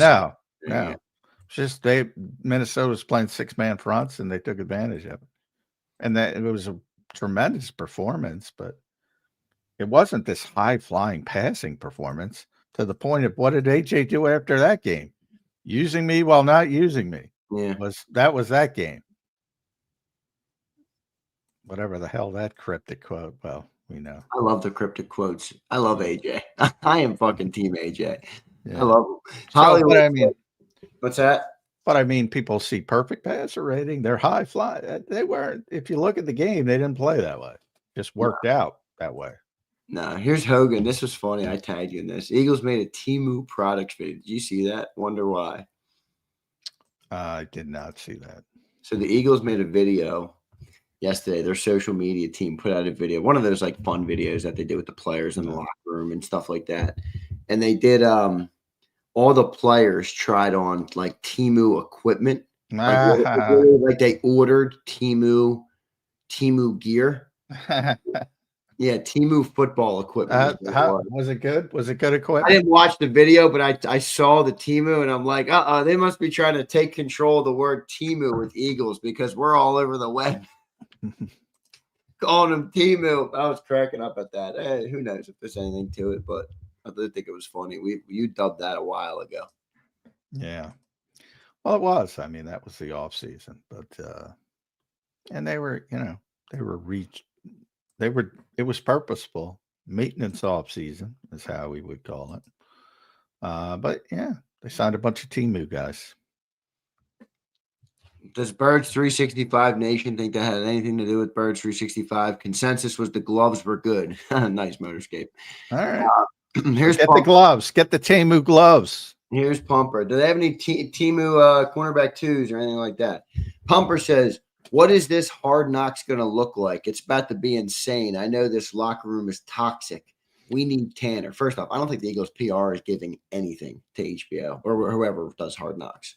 Well, they're there. I mean, they got the. I know, but don't the Eagles have final create? Like, can't they have anything removed? Yeah, I mean, they're not putting anything in there. No, I wouldn't imagine. I'm sure it'll be fun for fans, but I won't imagine you're going to see anything. They might show the little contentiousness yesterday. That'll get some viewers, stuff like that. But yeah, I don't even watch Hard Knocks anymore, to be honest. I, like everybody else, when it first started, I thought it was pretty cool, but then it just became like very formulaic. Like, well, the preseason the training camp one would be you take one long shot and you follow. That's a great word for it. They just, that's a good word for it. And I get to see most of the shit behind the scenes, so it's not unedited, so it's not as interesting, but I'm sure it'll be interesting for the fans. Yeah, got Underdog. It'll be edited down to a National Geographic clip of an actual eagle flying over the land. Underdog, it might be, my brother. Appreciate you for being here. Here's Nate the guy. What's up, Nate? J. Mac Izzle, thank you for your unbiased information. Dean, Bond, and Campbell, start one, cut one, bench one. It would be silly to cut any of them, but if I were forced, obviously, Bond is number one, so he's start. Cut would be N'Kobe only because those guys are going to be here long term, and bench would be Campbell because Jacoby's playing so well right now. And I've shifted in 1 week from that because before the Green Bay game, I was got to get Campbell out there. Problem is with Campbell is they're playing him too much on the edge, and he's not an edge rusher. And by the way, I thought Vic was unfair to Josh Uche last week. Did not play. Just to get Jahad Campbell some snaps. Good stuff, Nate. Appreciate you. Here's Pump again. I see a 2-game skid. You said that before the Packer game, Pump. Would have been 3. Similar scenario to 23. A team who believed they would have beat us the year before, and the Cowgirl shortly after. SMH scary hours. I think he's alluding to that 49er game in 23 where things came. Everybody wants to go. It ain't happening because the defense is good. Yeah, the PTSD that this fan base has, and I'm guilty of it too. Of 23, man, is crazy. Yeah, it ain't. The only thing I compared to 2023 I already did in the show was, but we're supposed to get Kaden on. What the hell's Kaden doing? Wait, you didn't tell me that. I didn't? No, I didn't know that. Oh shit! Then it's my fault. Man, I had a long night. Yeah, shit. I meant to. I didn't even send the link. I had no idea it was coming on. Oh well, that's all right. Hopefully. Yeah, it's not Caden's fault. Definitely don't blame Kaden. You blame me. No, well, it's my fault. Yeah, I'll blame you. I thought I texted you. I thought I texted you from the locker room. Now I gotta. Oh my God! Look at this. I texted it and I didn't send it. Oh man! Yeah, I hate to see it. Oh man! So it's 1,000% my fault. 1,000%. All right, got to take accountability. I'm not gonna be like Nick Serriani. I'm gonna take accountability. I was gonna say it, but you said it for me. Good stuff, Johnny Mac. All right, Corporate Pump says, all right, we got that one. Thank you, Pump. Appreciate it. Dwayne says, John, what do you think of comp between Cooper DeJean and Malcolm Jenkins? Should I send Kaden the link, by the way, or should I do a push into tomorrow? What do you think? I don't know. Yeah, send it now. We'll see, because I don't know if he can do tomorrow. So yeah, at least I did. Yeah, I just sent it to him. What do you think of the comp between Cooper and Malcolm Jenkins? What do you mean? Oh, the comp, like the comparison. No, two completely different players. I mean, they're both very versatile. I assume that's the comp, but Malcolm was more the big physical type. Cooper's not that he's not physical, but Cooper's a much better coverage player. Cooper can play outside. Malcolm couldn't play outside, really. He was more of a pseudo linebacker at times, his versatility. Obviously, both very good players, but different styles. Dwayne, thank you, brother. Appreciate it, man. A lot of good super chats today. Thanks, everybody. Alexander Harris, member for 15 months. Thanks, dude. What if AJ saying using me, not using me, with what he said yesterday about Eagles being used to open everyone else up? Well, I mean, using him, but not yet. That actually fits if you think about it. But I mean, in a larger holistic sense, I mean, yeah, these guys contradict themselves all the time. But I don't think that's a contradiction. You know, using AJ Brown as a decoy, for lack of a better word, is kind of using him while not using him. But I don't even think that's the case. I just think they're I just think they're ineffective passing the football, at least on a consistent basis, for whatever reason. And the problem is it's not one reason. I know everybody wants to boil it down to one reason. It's not one reason. It's a whole bunch of shit. And everything from scheme to philosophy to players, all of it.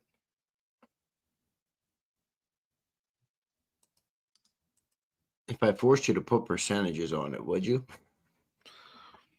Well, I think the biggest part. I think the biggest part is philosophy, the risk averseness, and then I think it's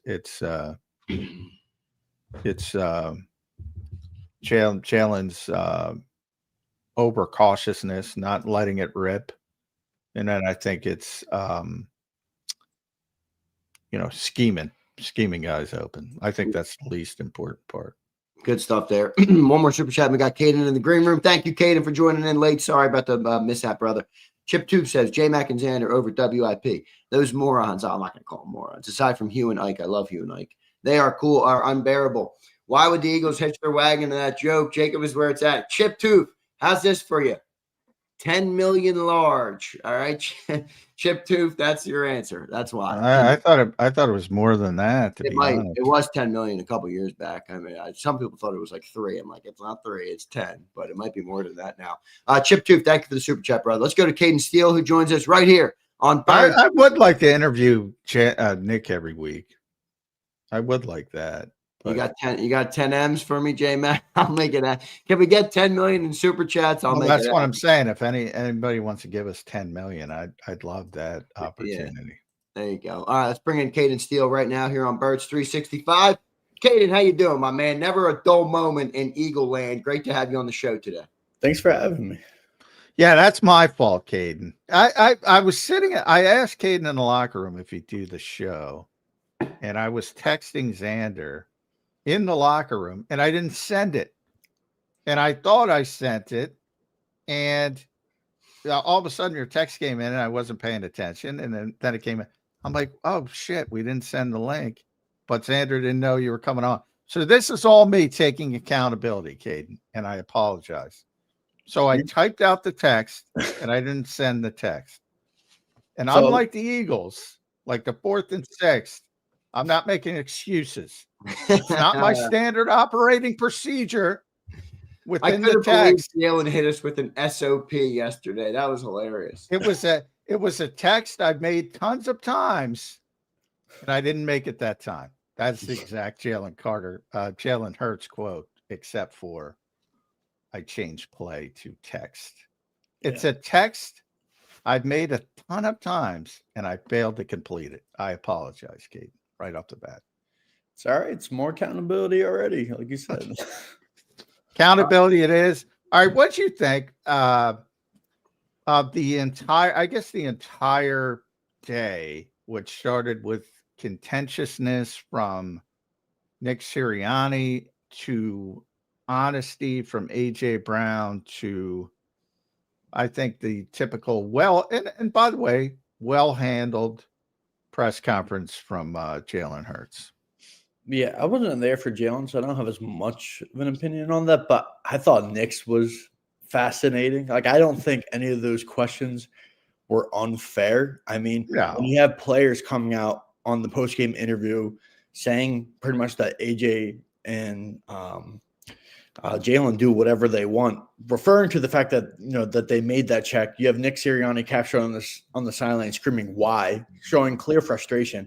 And he says, "Oh, I don't want to get into that. That kind of brings, he thinks, but he was obviously frustrated. And maybe it's just because the play's not, executed. I have a hard time believing that. So I think all the questions were fair. And then ultimately with the AJ stuff, I understand he's annoyed. I think I'm annoyed about covering it like every week. Oh, it's exhausting.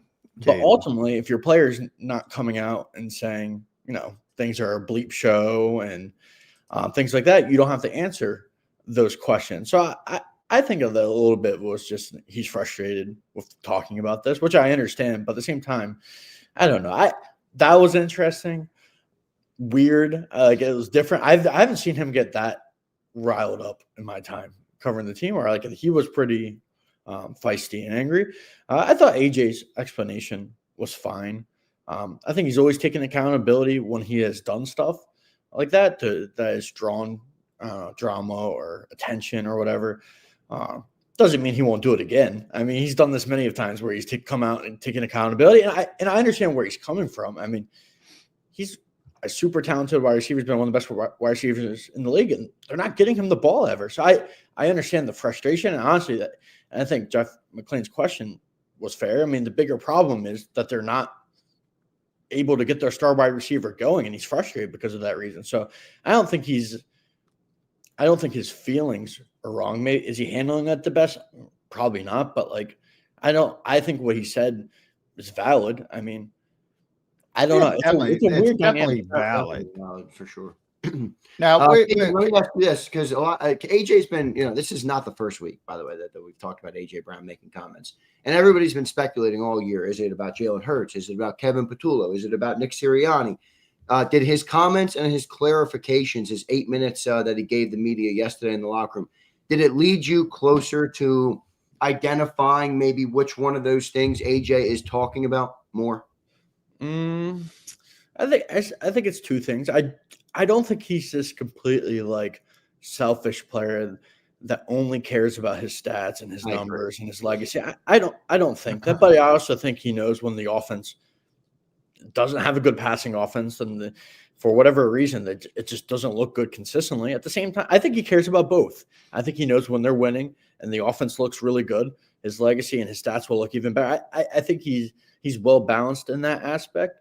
But I think it's important that they figure this out. I mean, we're getting to the point where, we're in the second half of the season. And if this continues to look this way, as I think he is, it's a little unfair, the people that call him selfish and stuff. But at the same time, it's a guy that wants the ball in his hands. He's a wide receiver. At the end of the day, I think people try to make him out something that he isn't. I mean, he's a wide receiver. He wants the ball. And if he doesn't start getting the ball, I wonder like what his future is here long term. I know there's a big cap hit and all that, but like he's frustrated. And I don't know if this offense is going to change necessarily, because I just don't think they are built to win through the air. I don't think that is the style.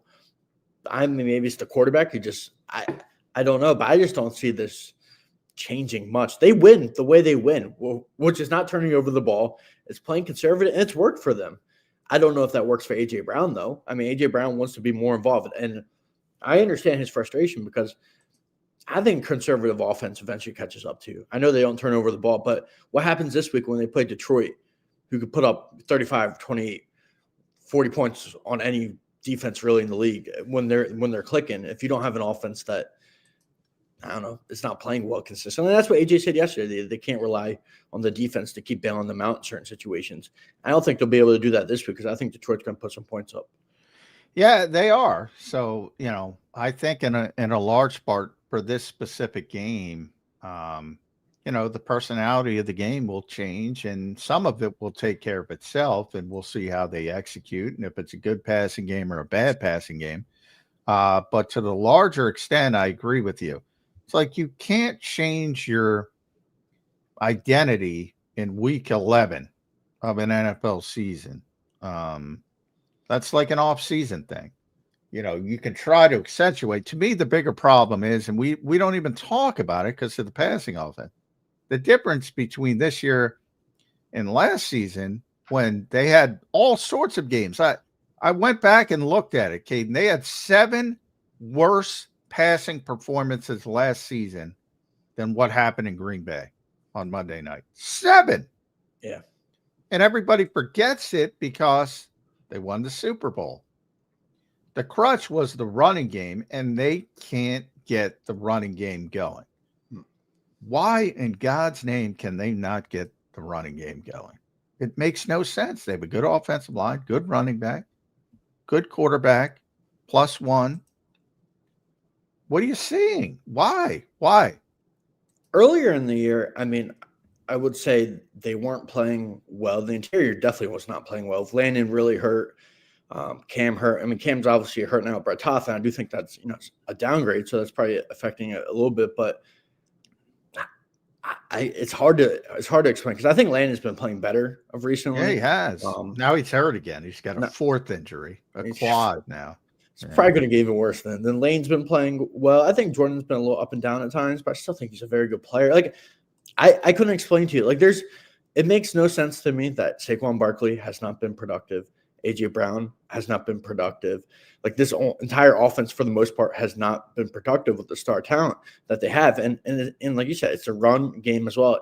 And in the pass game, they can't get anything going consistently. Minnesota, they made a few big passing plays, but honestly, they didn't play It wasn't consistently that well. great. People think No. it was great. They threw it 23 times, and it was a bunch of shot plays that worked. It was great, but it wasn't like you watch Detroit when they're cooking. It wasn't like that. No, their whole offense right now is based off, it's ugly for a while, and they make one or two plays that the other team doesn't make. And maybe that's sustainable enough if you have an elite defense throughout the year. But I'd be worried about the run game. I thought their only real complete game was against the Giants, but it's the Giants. I just don't know. I'm worried about this offense, and there is no real explanation because unless you're telling me that Saquon Barkley's gotten worse and this offensive line has gotten that much worse, like these players aren't, and AJ's gotten worse, and the only person I can really pinpoint to is there's a new coordinator, and it looks ugly all around. Run game, pass game. I mean, it's hard. I don't want to blame Kevin Patula solely, but taking shots. I think Kevin Patula, I think he's hamstrung too. I mean, you can only call plays, Kaden, if it's in our risk-averse approach. That's like telling a point guard you can only score if you get to if you can lay it up, if you get to the rim. Got to take away his 3-point. Got to take away the mid-range. I mean, it's going to look ugly. I mean, that's what I feel like Kevin Patula is operating under. Yeah, and maybe the blame just lies on Nick Sirianni's philosophy, and if that is what he wants his football team to play like. It's weird. I mean, it's weird because we're talking about a team that is 7-2, they're 3 and whatever. I mean, maybe we're wrong. Maybe the offense doesn't have to get better. Literally, maybe that's the case. Is that the case?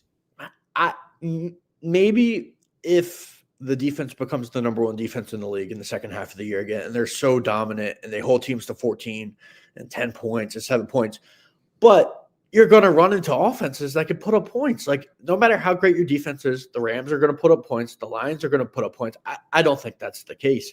Who knows? Maybe the Eagles are just one of those teams that can just turn it on when stylistically, like John talked about, when we saw in the Rams game when they had to come back in the second half and throw the ball over the yard. They did it. Maybe I don't think that is obviously it works. They're super talented. And I think they keep winning because they're more talented than other teams. Like Green Bay, they just have more talent. Like Devontae Smith is a really good player, and when it comes down to clutch moments, he just makes plays that Green Bay players cannot. They don't have the person. They have Romeo Dobbs out there. He's not going to make a clutch play in the fourth quarter. Kazoo's not going to make a clutch play. Kazoo. You probably don't know Kazoo, but those goofy helmet things. But how long can you keep getting by with that? That you're on the razor thin edge of 1 or 2 plays. You have Saquon, you have Devontae, you have AJ. They'll make a play. It'll be a tight game. We'll play conservative, and we'll win it at the end. I think as good as they've been, and they have been good, and I think people should celebrate the fact that they're 7-2. They won a Super Bowl last year. But at some point, I mean, that's what I think. Going back to AJ's point, they have to adapt. They can't just keep playing this way. I see his point because it's not going to catch up now. They're still going to finish with a great regular season record. Heck, they might be the 1 seed, but they're going to run into a team that can put up a ton of points. And if they're not consistent on today, that this is the game, right? Yeah. I mean, this is the game we've all been looking forward to see for 18 months. Even Jalen said that. Even Jalen with some rare honesty. To testing against each other. I think it comes down to the defense and the defense getting Jared Goff off his spots, because if they don't get Jared Goff sped up and uncomfortable, they can't keep up with this team. Is that how you see this game on Sunday night? Yeah, that's how I see it as well. Because as good as Quinion Mitchell and Cooper DeJean are, and secondary, they have so many pieces that they can. It's unbelievable. Amon-Ra, Jameson Williams, and I'd be scared about. We didn't get to see it because Tucker Kraft was out, but what happens when Laporta's getting some one-on-one matchups? Great, man. In the middle of the field with Makuba and Blankenship, I feel like that could be a mismatch. But I don't know if interior line of Detroit can block Jalen Carter. I don't think they can.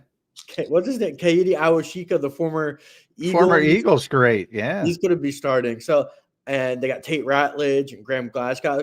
This game is the Jalen Carter, Moro Joe, Jordan Davis. Because if they show up and dominate, that could be the thing that neutralizes everything Detroit wants to do. The running the ball, get Jared Goff off his spot. If they could dominate, and I think for as great as the linebacker, I mean, it is the strength of this team is the middle of the defense, is the defensive tackles and the linebackers, as great as the corners are.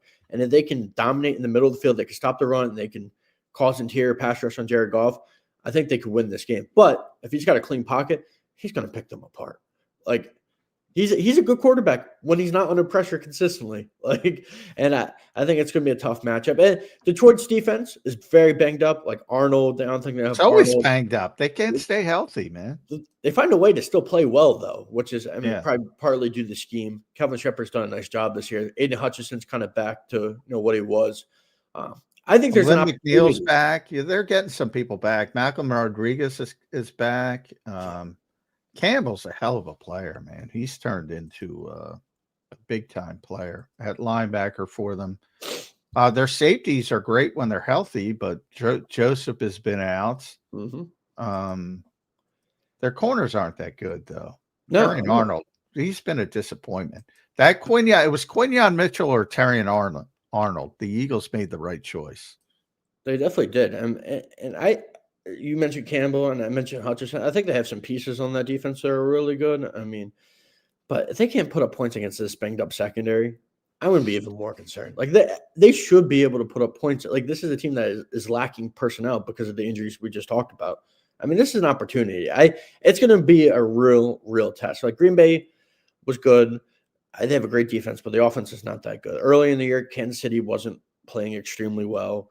The Rams, I mean, the Eagles have some really good wins, but to me, this would be the most impressive win later in the season because if they beat Detroit the rest of the year, I don't know who they're going to lose to. Me, Buffalo. Like this is the game where I think if they win this game, they win the 1 seed. So I mean, it's crazy, man. All we talk about is how bad things are offensively, and they're the number 1 seed in the NFC. And if they win this game, they got the inside track to being the number 1 seed. Yeah. And making everything go Lincoln Financial Field, go through Lincoln Financial Field. It's amazing. It's amazing. But they have no joy. Nick Serriani said, hey, Steve Kerr says have joy. They have no joy. They're always miserable, Kaden. Maybe they know it's going to catch up. Because honestly, and your point is kind of, I've been thinking of it for a few minutes. Last year, the playoffs, you're watching. I mean, they just wore out Washington from the beginning because Saquon just set the tone with the big run at the beginning of the game. They went after him. And then the big runs against the Rams. If they don't have that on offense this year, I just don't know if they're not the risk averse thing. If you're going to play risk averse to this level, you got to have crutches. And last year they had the number 1 defense and the running game. And you pointed that out already. If the defense can be number 1 in the second half of the year, well, shit, maybe it'll work. But I don't know, man. They're 7-2. It's hard to argue with, but it does feel like it's going to catch up to them at some point. It does. And I mean, I do think that's part of AJ's reasoning. I mean, there is probably the personal aspect for sure. But I think AJ's a leader. Yeah, I think he's a leader. From the guys, I talked to some guys yesterday because I wanted to write a story just a little bit about how he's been over the last few weeks. I mean, they've all said the same things. I think it affects us, reporters in terms of we have to cover this because I mean it is a story when he's complaining. It affects fans because they want to feel like he's bought in. Or I don't think there's players in there that are truly questioning AJ Brown. He might have a problem with certain people, whoever they are, but the guys I talked to didn't seem like he's completely checked out. I mean, they brought up the block on the Saquon, out in space. But I know some people have been questioning the catch at the end of the game, the effort on that. I don't know. I don't know who would really blame in that. I blame more the play call. I just think. Well, I'd like to know what the play call was, but nobody will admit to what it was. They just constantly, never answer the question. Basically, it's pretty simple. Was that the play call or was it an audible? It's pretty simple. If it were the play call, just say it the play. But they went word salad. Jalen said standard operating procedure within the play. That's a non-confirmation confirmation to me. It was a fucking audible. Yeah. And I think the fact that you have Devontae Smith saying it after the game, pretty much without saying it, and the fact that like part of me thinks, I mean, I could be wrong, but part of me thinks the fact that Nick Sirianni got so defensive makes me think that he's like covering it up for it. Like he's Well, exactly. He did the same thing in Seattle. Remember, he gave the stupidest explanation. Well, you weren't coming to the team at the time, so I don't know if you remember, but he looked like a fool when Jalen and AJ went off script and called an audible and took a deep shot, and Xavier McKinney, it was Julian Love. I don't know what I said. Julian Love intercepted it, and the game was over. They lost the game. And it was an audible, and they made a mistake, and Jalen threw in the double coverage. It was a mistake. But he fell on the sword for both of them. And AJ admitted right away that, yeah, we went off script. And it's not even off script. We're going rogue is what Bill Colarulo talked about this. It's not going, it's an audible. It's built into the offense. It's just a bad decision. Yeah. Yeah, it is. And I that's another part I'm curious about is like this connection between Jalen and AJ. Because I mean, part of it I think is Batula, but like, are they on the same page consistently? I mean, the one play they seemed like they both decided to go to, it didn't work. I don't know. I find it fascinating because I mean, even in the past few years, the passing offense hasn't been spectacular. I mean, especially last year, but AJ was still getting targets, and I know he missed some time with injuries, that part is strange. I mean, his numbers are on pace to be so low. He's on pace for 780 yards, guys. Yeah. His numbers look like Marquez Valdez-Scantling, or like he's the 50th receiver in the league. He's missed is he healthy? Yeah, there's so much that goes into it. Like he has consistently said he's completely fine. It wouldn't be the first time a player doesn't tell the truth about what he's dealing with. He had the knee injury. He kept that to himself, I mean, so that's a fair point. I mean, is he playing the same way? I mean, is he getting the same amount of separation? I mean, because even in the past when the offense wasn't, this passing offense has not been good. It was not good under Kellen Moore, and it was not good under Brian Johnson. I know. That's the part that bothers me. It's like he's not getting targets. The same passing offense. So what's changed? I think that's the question because, like, I mean, is it AJ not playing to the same? I mean, Devontae's still. I mean, I know Devontae's having his best season. I think. Yeah, I think AJ draws a lot of attention, which does help. But I mean, one wide receiver is eating, the other is not. Like, I don't know. It's weird. I'm not saying AJ Brown's fallen off because I don't think he has, but like it's just a weird situation. Like he should. I can't go down that route because what are they ranked in the passing offense, and what were they ranked last year? It's like what I mean, yeah, the production of the player is way down. The production of the passing offense is way down. The production they threw for 2,900 yards last year. I mean, look, they won the Super Bowl. I get it.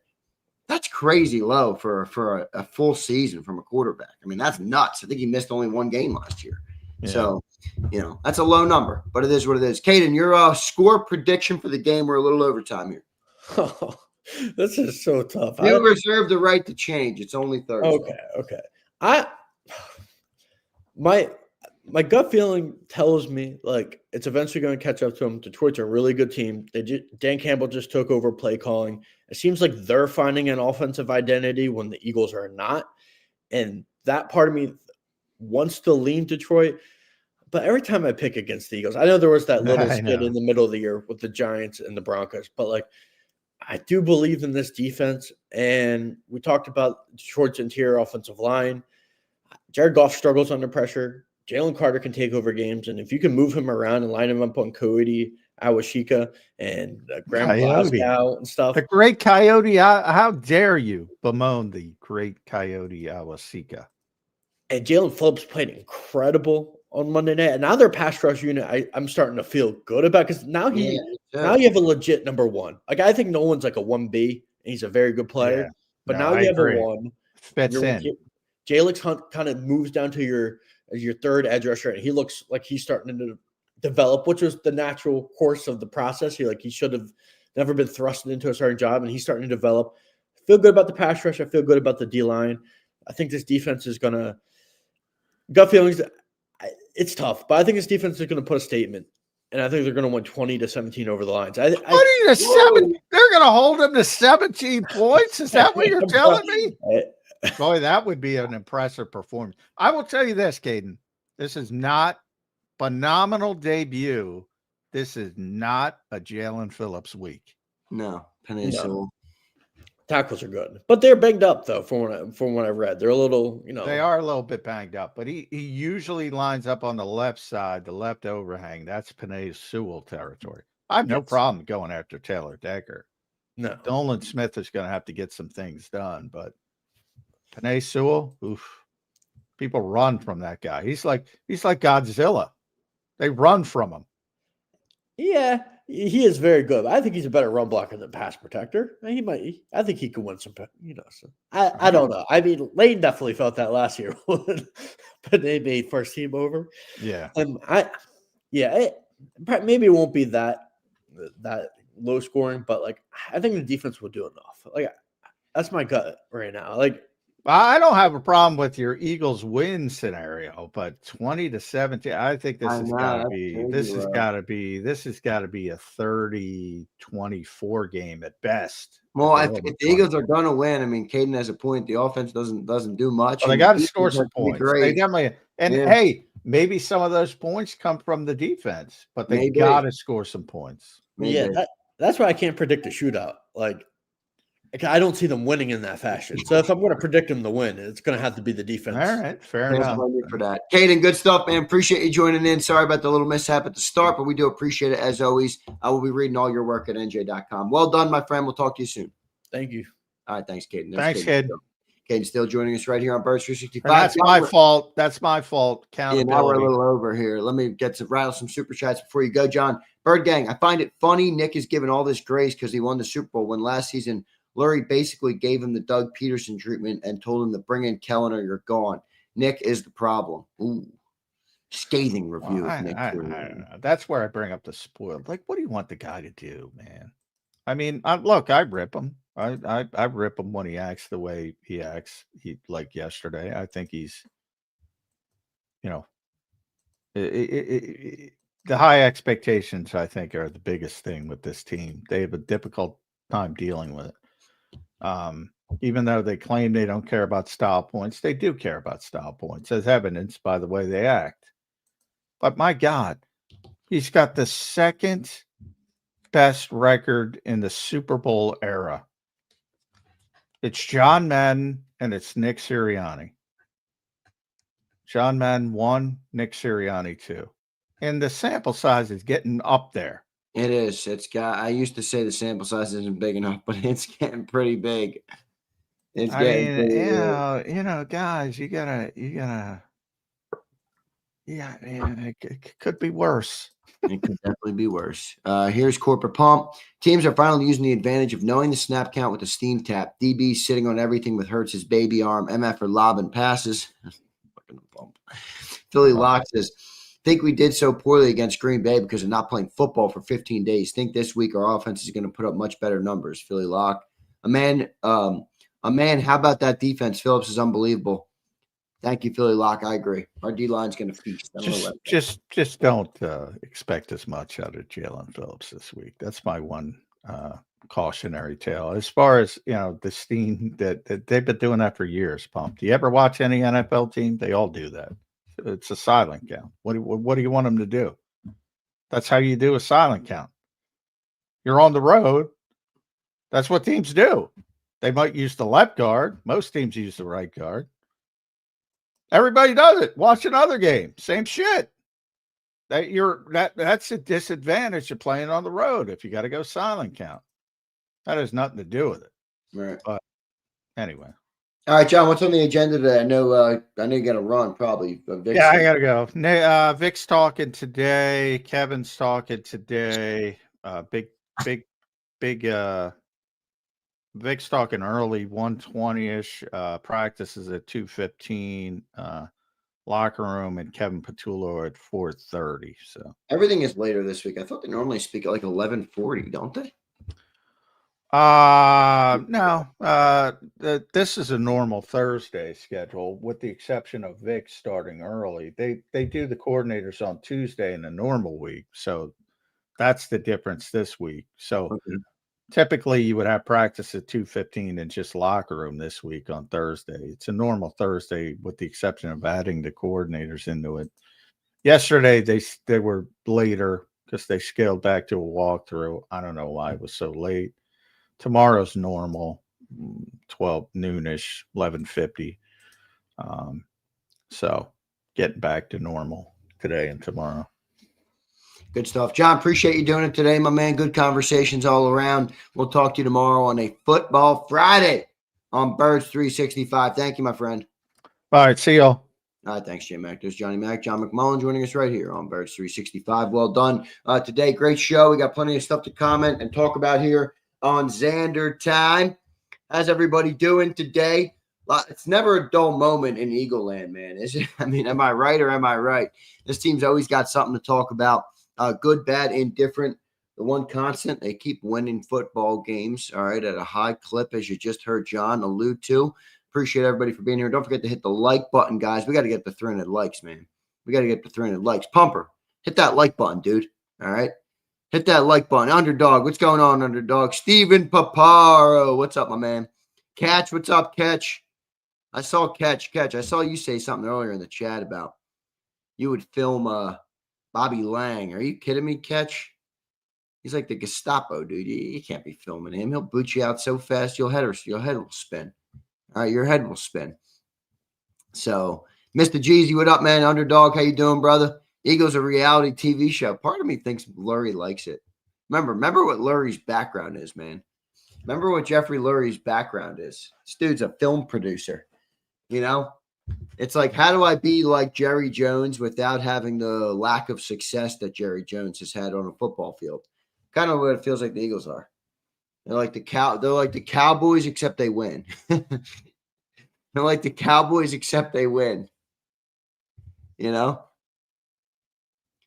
So, all right, I want everybody to give me a take, all right? And I know I'm gonna force you into one answer here. Prince, are you out there? Prince, are you out there? After AJ's comments yesterday, Nick, Kevin, Jalen Hurts, Nick Serriani, Kevin Patullo, Jalen Hurts. Problem 1, 2, and 3. Who do you got? Prince is out here. Prince, I know where you stand on this. I think me and you are on the same page here. All right.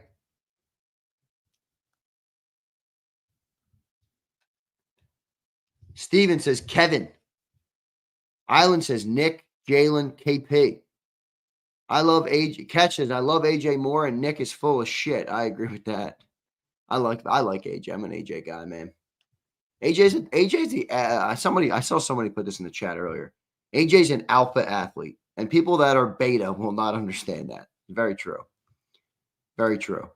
I don't know who said that, but Crowley says after listening to AJ Brown, the problem is Nick. Crowley, I had a takeaway that was similar in that, he had a clear opportunity to dunk on Jalen and he didn't. He completely opted away from it, Curtis says, I refuse to go on. Curtis, you sound like fucking John McMullen.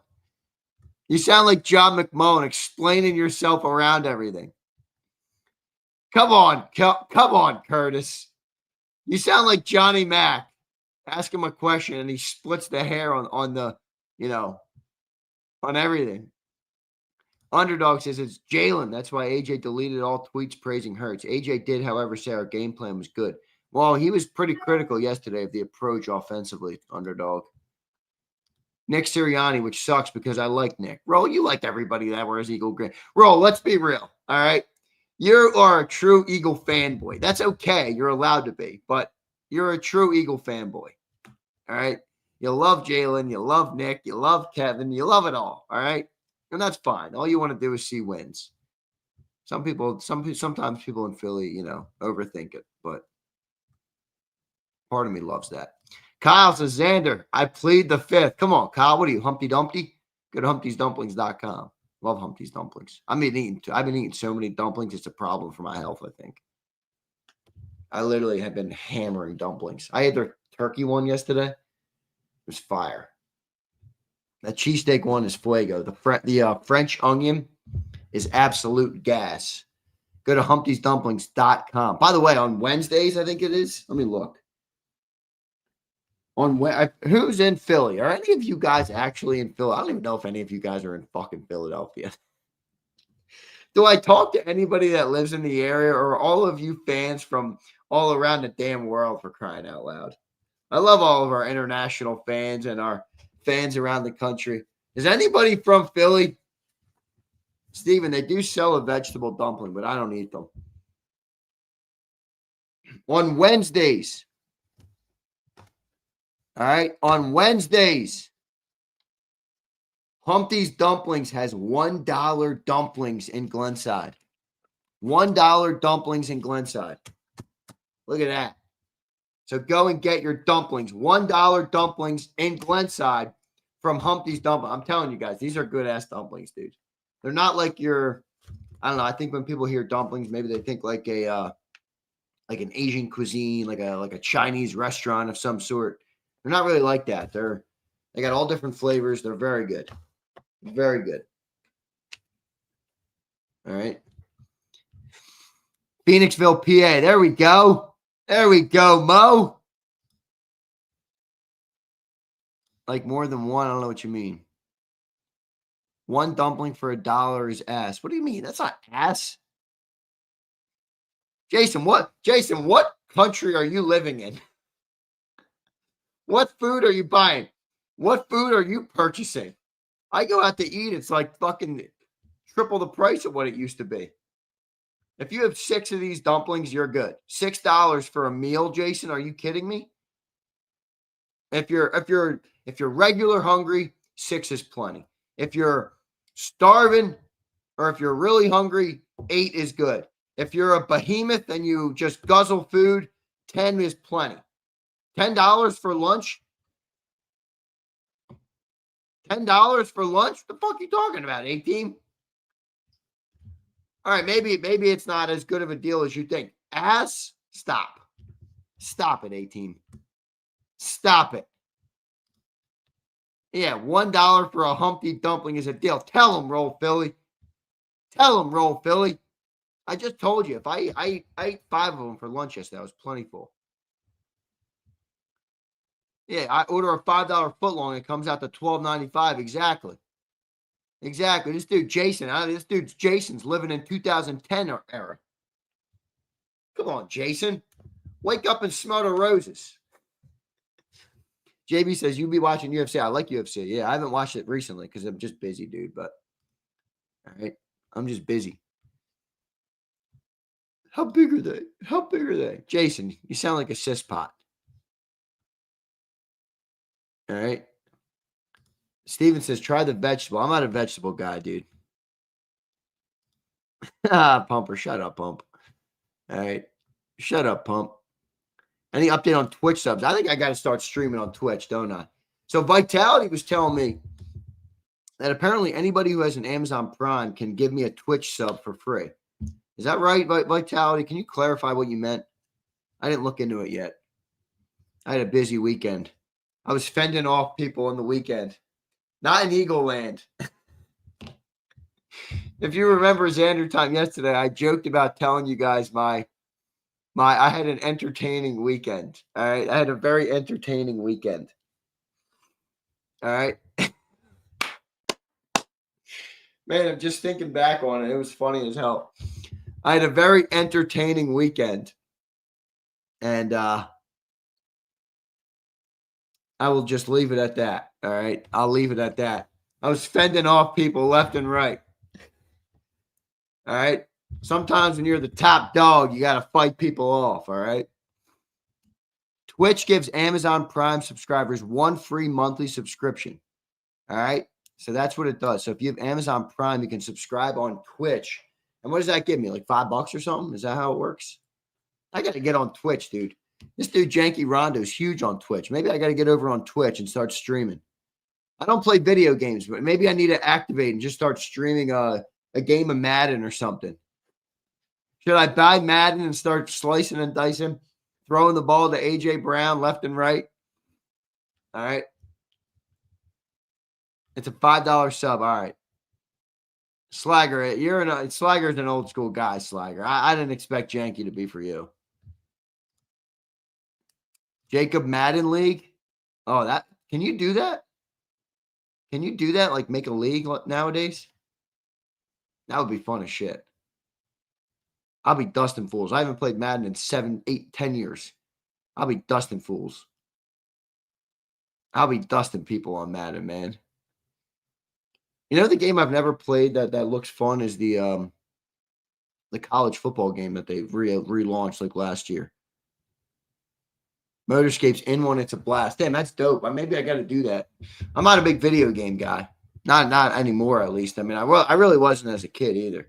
I always tell you, I didn't watch TV. I didn't play a lot of video games. I like to be outside when I was younger. Now I just work all day, which is a great thing. I love working. It takes me away from all the other bullshit, as I just alluded to this past weekend. I wish I could disclose to you guys my weekend. It was so fucking funny, man. It was literally, you guys would love it, but I got to stop teasing you with it because honestly, I can't say it. I can't put it out publicly, but it's very funny. You guys would have a field day with it. You guys would have a field day with my weekend. All right. Steven says, I grew up in the 70s. It was awesome. Yeah, that's pretty cool. I like the movies from back then. I was watching, I posted a clip the other day from Scarface. Anybody know Scarface? I'm sure most of you know. You should know Scarface. I mean, I'm not a movie guy. Even I know fucking Scarface. It's one of my favorite movies. Al Pacino, say hello to my little friend. I'm the bad guy. You need people like me. You need people like me. I love that. That's 80s. Yeah, that's 80s. That's true, Bruce. It's 80s. What is that, 83, I think it came out? I don't know. Forgive me, Bruce. Jesus. Ray says, awful role model. Oh, my God. You watch the movie about the cartel and the mafia and cocaine and drug lords. Oh, my God. How could you watch a movie like that? I'm embraced. Who's your role model? Clifford the Big Red Dog? Tony Montana, baby. Tony Montana.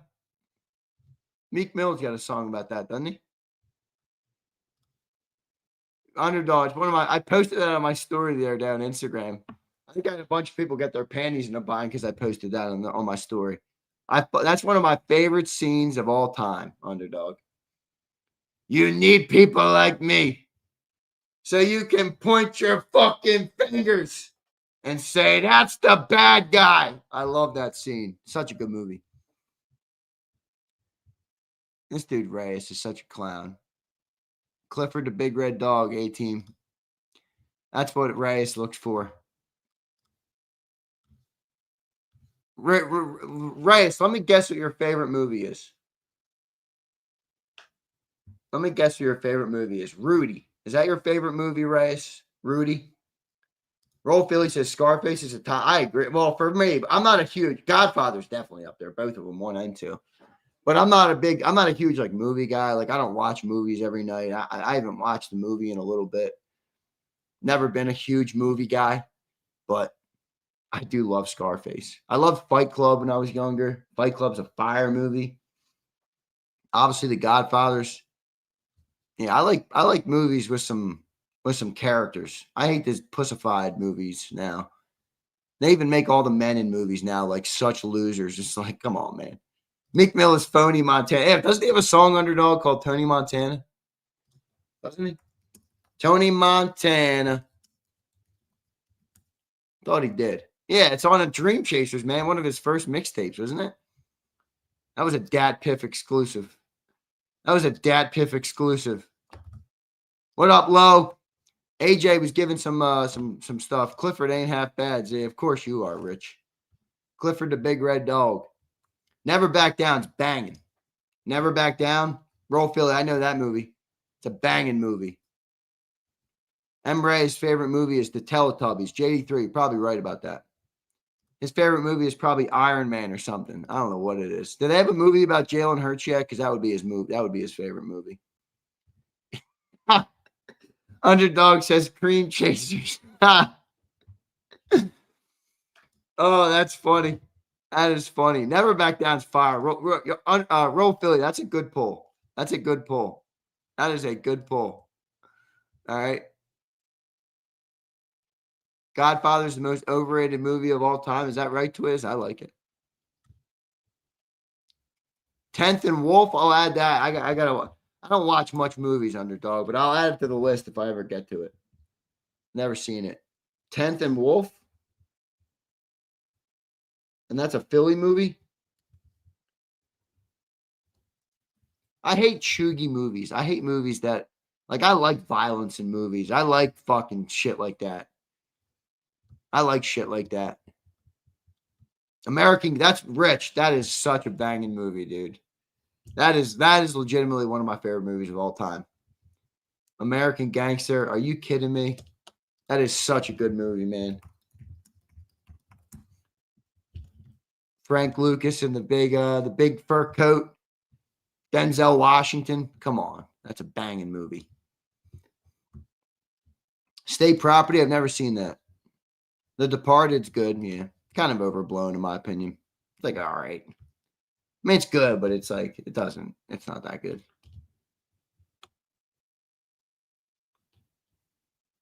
I think it's good, but I don't think it's that great.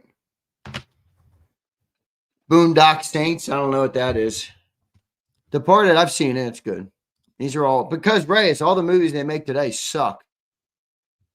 All the movies they make today suck. Wolf of Wall Street. You talking about the original Wolf of Wall Street, or are you talking about the Leonardo DiCaprio Wolf of Wall Street? Because both of them are fire. The Leonardo DiCaprio one. Have I ever? Come on. VSVA. I might not be a movie guy. You didn't just ask me if I've seen Mystery Alaska. There's no way I just got asked that question. Are you kidding me? Mystery Alaska? Freaking iconic movie. Freaking iconic movie. Iconic movie. Used to be 25-cent wings. Now it's 75. You're lucky. $1.50 wings. I don't know where Jason's shopping. This dude's like, Walmart must have launched an eat-in restaurant, and that's where Jason's getting his dumplings from.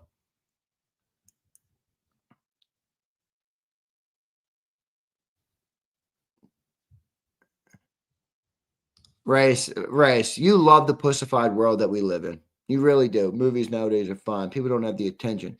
That's all right, Race. I know your types, Race. You love this. You love the pussified world that we live in. I know you do, buddy. They're perfect. The movies today are so beautiful. They're so good. No, they're not. They're awful. They're literally, most of them are largely unwatchable. That's why you got to go back to 1983 and watch Scarface. I'm the fucking bad guy, bitch. Great scene. Totally a great scene. I posted that up on Tuesday because everybody was so mad at me on the postgame show. Oh my God, Zander, the offense is fine. No, it's not. The offense blows, and you all know it. Here's Pumper. Answer me. What does Jalen Hurts do? He can't pass and he can't move anymore. MFer, you better not say win or intangibles. Football acumen deceased. Pumper, you're relentless, Pump. You are relentless, Pump. Underdog, is that what it's based on? I got to watch that. I like shit like that. 10th and Wolf. I wrote it down. Maybe I'll watch it.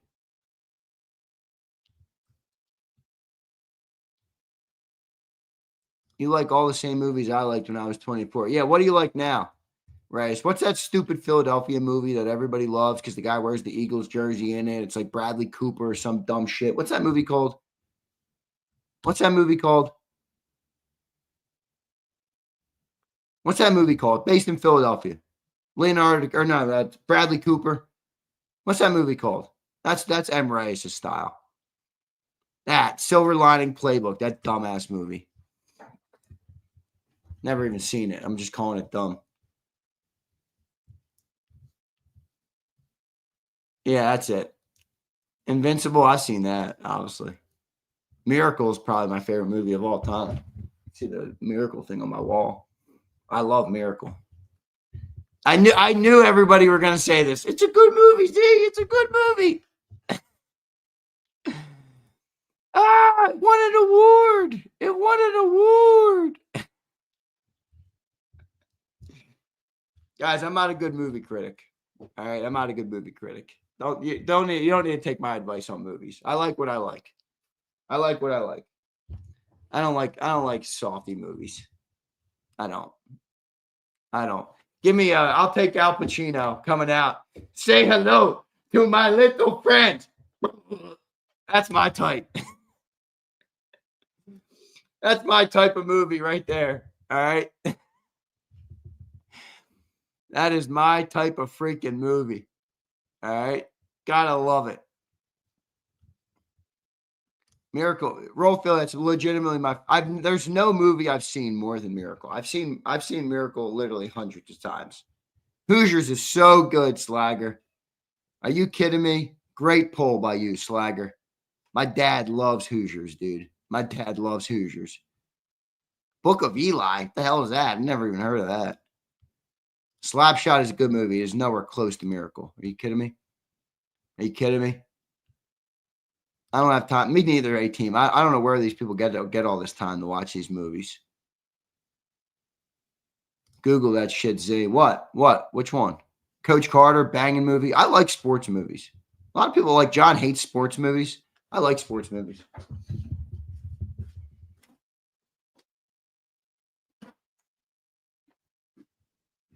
Sports and violence. Fight Club, banger. I already said that one. Deshay. That's a great movie. A little depressing, but it's a great movie.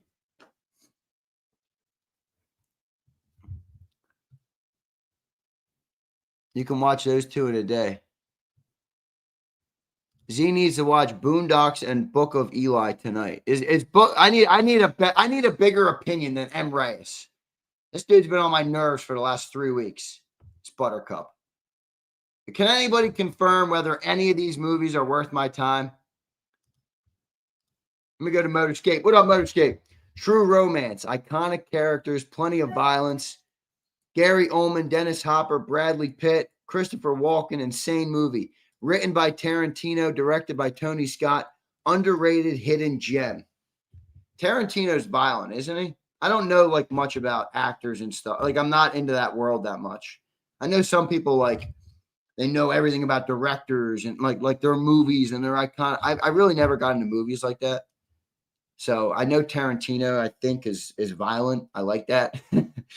True romance, I'll write it down. Is there any truth to what M. Rice is saying? Remember the Titans is a banging movie and about so much more than just sports too, Paparo. It's a banging movie. It's a banging movie. I've just mentioned American Gangster. It's one of my favorite movies. Book of Eli is violent. All right, that means I can write it down. Book of Eli. All right, Book of Eli. It's Motorscape. I wrote down what you gave me. True romance. That sounds good. Christopher Walken. I think I remember Christopher Walken. All right. I'll write down Book of Eli. But what'd you say? What's the other one you said? Boondock Saints? Southpaw's banging, Abe. Good pull.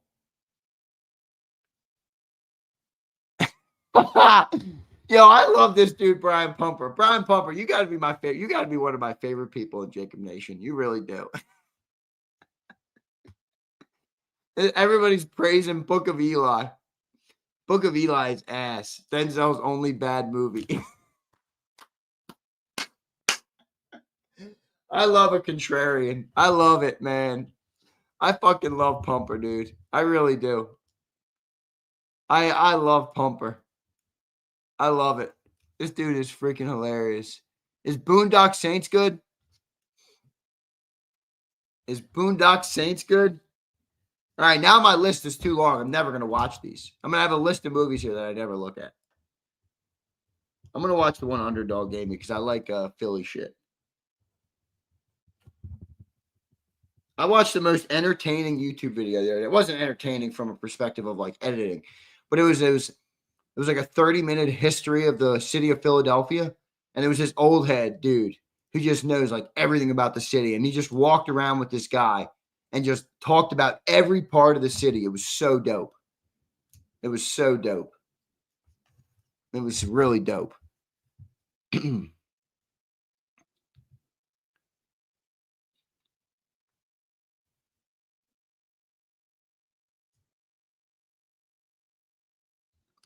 Slager says, Z, Tarantino was given the choice to direct True Romance or Reservoir Dogs and took Dogs. So another guy directed True Romance. Both are great. That's interesting. I thought True Romance was Tarantino, no? Isn't that what my boy said? Oh, written by Tarantino, directed by Tony Scott. Okay. Written by Tarantino. Got you.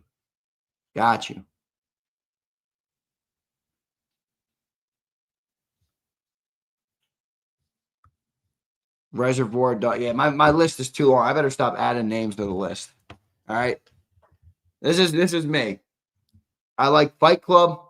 I like Miracle. I like Scarface. And I like The Godfathers. There's a couple others I like, but I'm not a huge movie guy. I've been saying this for years. Johnny Mac makes fun of me all the time. All right. I'm not a huge movie guy. I've seen Lord of the Rings. Those are good. They're very interesting, but they're good. Z, my text notification is the quote from Scarface. Wayne is a banging line. And then he gets blown away, falls under the sign, the world is yours. Such a banging movie, man. I can't believe I put up that quote, and of course, leave it to M. Reyes. M. Reyes goes, awful role model.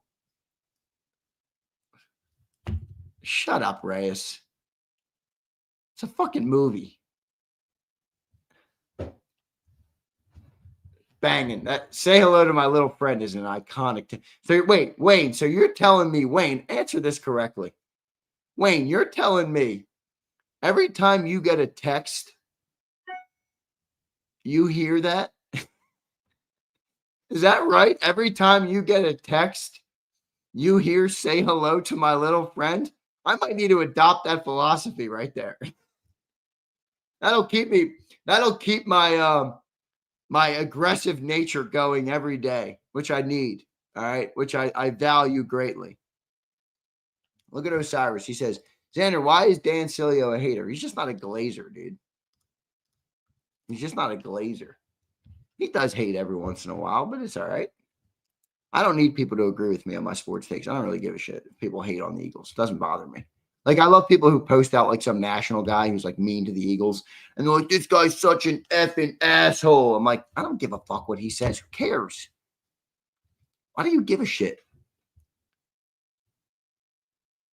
All right, this is what I like. Motorscape, that's what I like about movies. I like when they give me scenes I remember forever. Like Scarface. Say hello to my little friend is a scene you'll remember forever. I'm the bad guy is a scene you remember forever. And what's the other scene in Scarface that you remember forever? There's a lot of them, but there's a lot of them. Maybe the scene when what's her name? Elvira or Elvira, whatever her name is. Maybe when she comes down the elevator, that's a good one. That's a good one. I like that though. When there's a scene that you remember forever. Oh, that Sig Lord, how did I leave that out? How did I leave that out? That's like my philosophy in life right there. All I got is my balls and my word. And I don't break them for nobody. That's a banging line. I can't believe I left that out, Sig Lord. I can't believe I left that out. All right. All I got is my balls and my word, and I don't break them for nobody. Banging line. That's a banging line. He did have a crush on his sister. He murdered his friend because his friend was with his sister. I don't know why M. Reyes watches movies and thinks everybody has to be your role model. It's just good scenes, Reyes. Relax, dude. I thought you were a movie connoisseur, Reyes. I'm with Pumper. What did he just say? You motherfuckers liking romantic comedies. Where's Pumper? Let me pull that comment up. Yeah. Pumper, these dudes watching too many movies on the couch with their woman. MF for suggesting romantic comedies. Yeah, not my type. That's Pumper. Or not, that's Reyes. That's Reyes. All right. I think John makes a ton of sense. John says, Osiris said, I think John makes a lot of sense when he talks on your show. I would agree. Reyes, I actually agree with that. The movie could have gone. I agree with that.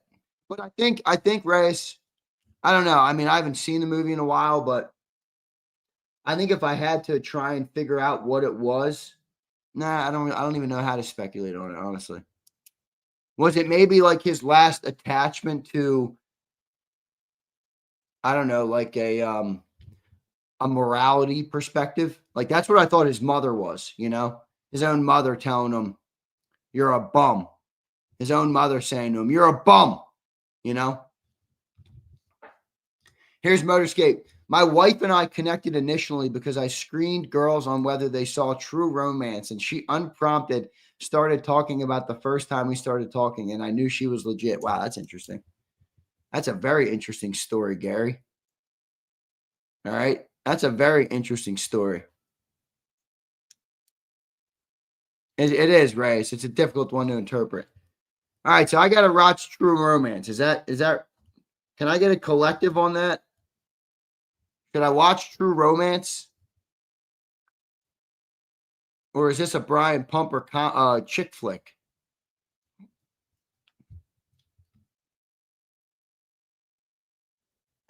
Roll Philly. I'm not going to speculate on that. Waddington. I know this because of my niece and my nephew. They watch like what's that movie called? The dog movie. What's that damn movie called? With the kids. Paw Patrol? Yeah, Paw Patrol. I'll watch the thing. I want to watch what Underdog said too. Tony Soprano was in True Romance. Okay, that's good. All right. I didn't expect to be talking about movies today on Zander Time. I owe everybody a giveaway. I kind of want to push the giveaway to tomorrow, but you guys are going to get mad at me. But it is a dictatorship. J-Mac is I'm a big Paw Patrol guy. I was watching it with my nephew and my godson. No, he's not my godson. Sorry. I mixed him up. I got 3 godkids now. Home Alone, fire Christmas movie. Home Alone's the only real Christmas movie you got to watch every year. All the other ones are stupid. If I have to watch Elf again, Slagger, the worst movie ever. I don't know why people like that crap. Xander, you ever seen The Goonies? I feel like I have, but I don't. It's not coming to mind. Let me look it up. Nah, I've never seen that. The Goonies, never seen that. It came out in 1985 though, so maybe I'll like it. Anything that came out in like 2016 plus. Brandon, who's playing tonight? Who's playing? I don't even know who's playing.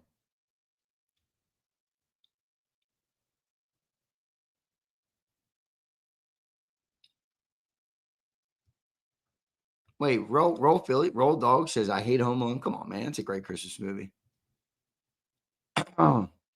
Blow. Somebody recommended that to me. I've never seen it. That's not the first time I've heard that. Somebody said I should watch that a while ago. I never seen that. Sounds good though. Blow. Probably about the cocaine. Probably about the cocaine. Oh, it's Pats Jets tonight. Pats, come on. Pats and Jets. Z has asked us this 3 days in a row now. Philly tied. Get off my back, dude. Fights the Pats and the Jets.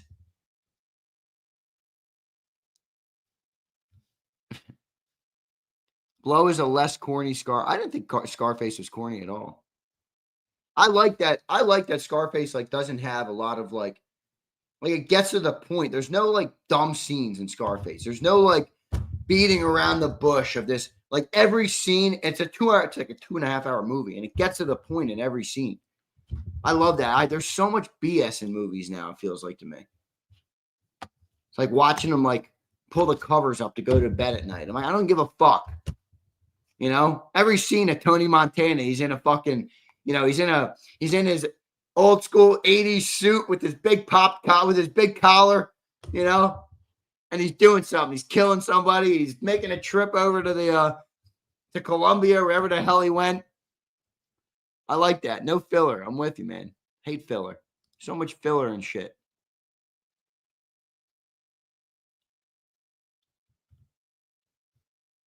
I think I've seen Pulp Fiction. That's with John Travolta and shit. I think I've seen that. I had a friend in high school, real wealthy friend. He lived in the main line, and I used to go to his house, and he had a movie theater in his third floor, and he loved movies. Like he was a movie holic.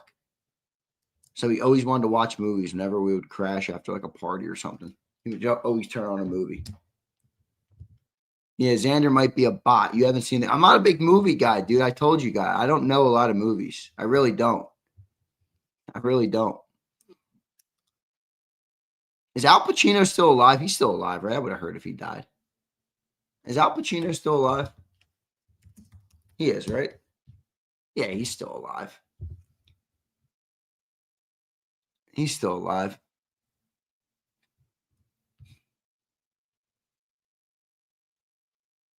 Are just absolute bangers. Which one? Boondock Saints is a badass. Based, you grew up in the cities here. You'll appreciate it. Catholic-based. Oh, that's dope. I'll watch that for sure. Did I write that one down? I did. Boondock Saints. All right, maybe I'll watch one of these movies tonight. Maybe if I get time. Abe says, I ain't watching a movie with it. It's just like when I was like 16. I was in high school. Fucking relax. Abe, you go to a house party, all right? You know, you do what you got to do. You roll out and you crash at the rich kid's house. I don't think that's crazy at all. And Abe, I think your opinion would change drastically if you saw this guy's movie theater. Dude has a big ass movie theater in his third floor, dude. He's got movie theater seats and everything. He's got a popcorn machine. He had a candy machine. He had everything, dude. Drinks, everything. I'm telling you, it was a movie theater. It wasn't like a home theater. It was a movie theater. I'm telling you, man. All right. I'm telling you, Abe. I respect your point, though. Well taken. You don't go home from a party and watch a movie with another man. That's the funniest shit I've ever heard. Abe on fire today. Roll Philly, so true. Movies are just like music now. Songs used to be 4 minutes. Now they're 2, and it's 90 seconds of the chorus. Same with movies. They're shorter with more filler scenes. Yeah, they're all bullshit. It's so true, though. It's all the chorus. You know, it's all the chorus. Boondock will be Z's new favorite. All right, I'm going to watch Boondock. I'm going to watch Boondock and 10th and Wolf at some point. And then maybe I'll get the Book of Eli. You guys didn't really sell me on Book of Eli. True Romance, Dirty Air kind of sold me on. So maybe I'll watch that. I'll text my fiance and tell her we got some movies to watch. She'll be happy about it because I don't watch many movies. I don't do a whole lot of that sit on the couch bullshit. A lot of people love that crap. 10th and Wolf sucked, Zeal says. Everybody's got an opinion. Watch True Romance. All right, I'll see. I'm going to push this giveaway to tomorrow, I think. I didn't pull the fucking thing up yet. I don't have any of it ready. All right. I'll pull the thing tomorrow, so I'm ready to go. We'll do a giveaway tomorrow.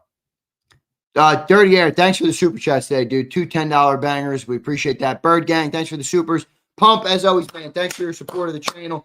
Goes a long way. One of the funniest guys in JAKIB Nation, undoubtedly, is Brian Pumper. Whether you like him or don't like him, I don't really care. He's hilarious. What were we talking about earlier? He came in and just laid the hammer on the movie. Book of Eli is one of the worst movies, he said. It's so funny.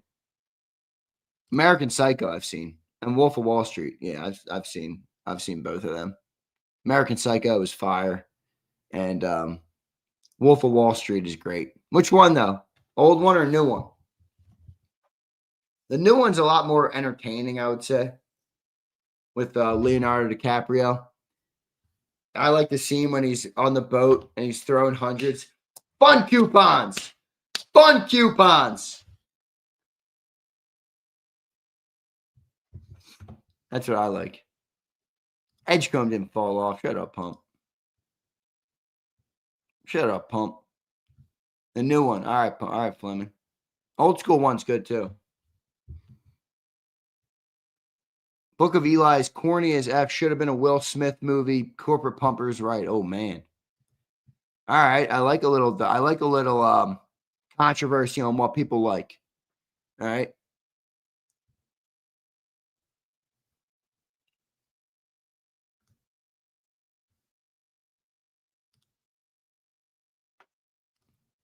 I'm interested to see Z's take. I'm not a good Brandon, you shouldn't care about my opinion on movies. I'm not a good critic, or I'm not a good gauge. All right. I'm not, honestly. I don't know enough about movies. I don't know directors. I barely even know actors. I'm not gonna lie to you. I know like the big ones. That's basically it. Friggin' Al Pacino, Denzel. I love Denzel because of American Gangster, to be honest with you. All right. To be honest with you. I love Denzel because of that. And Denzel's just dope. He was great in Remember the Titans. Remember the Titans is probably the best sports movie that has like bigger meaning to it, you know? Obviously with the segregation at the time and, you know, the infusion of the race in that, like the race story with that. I think Remember the Titans is a banging movie.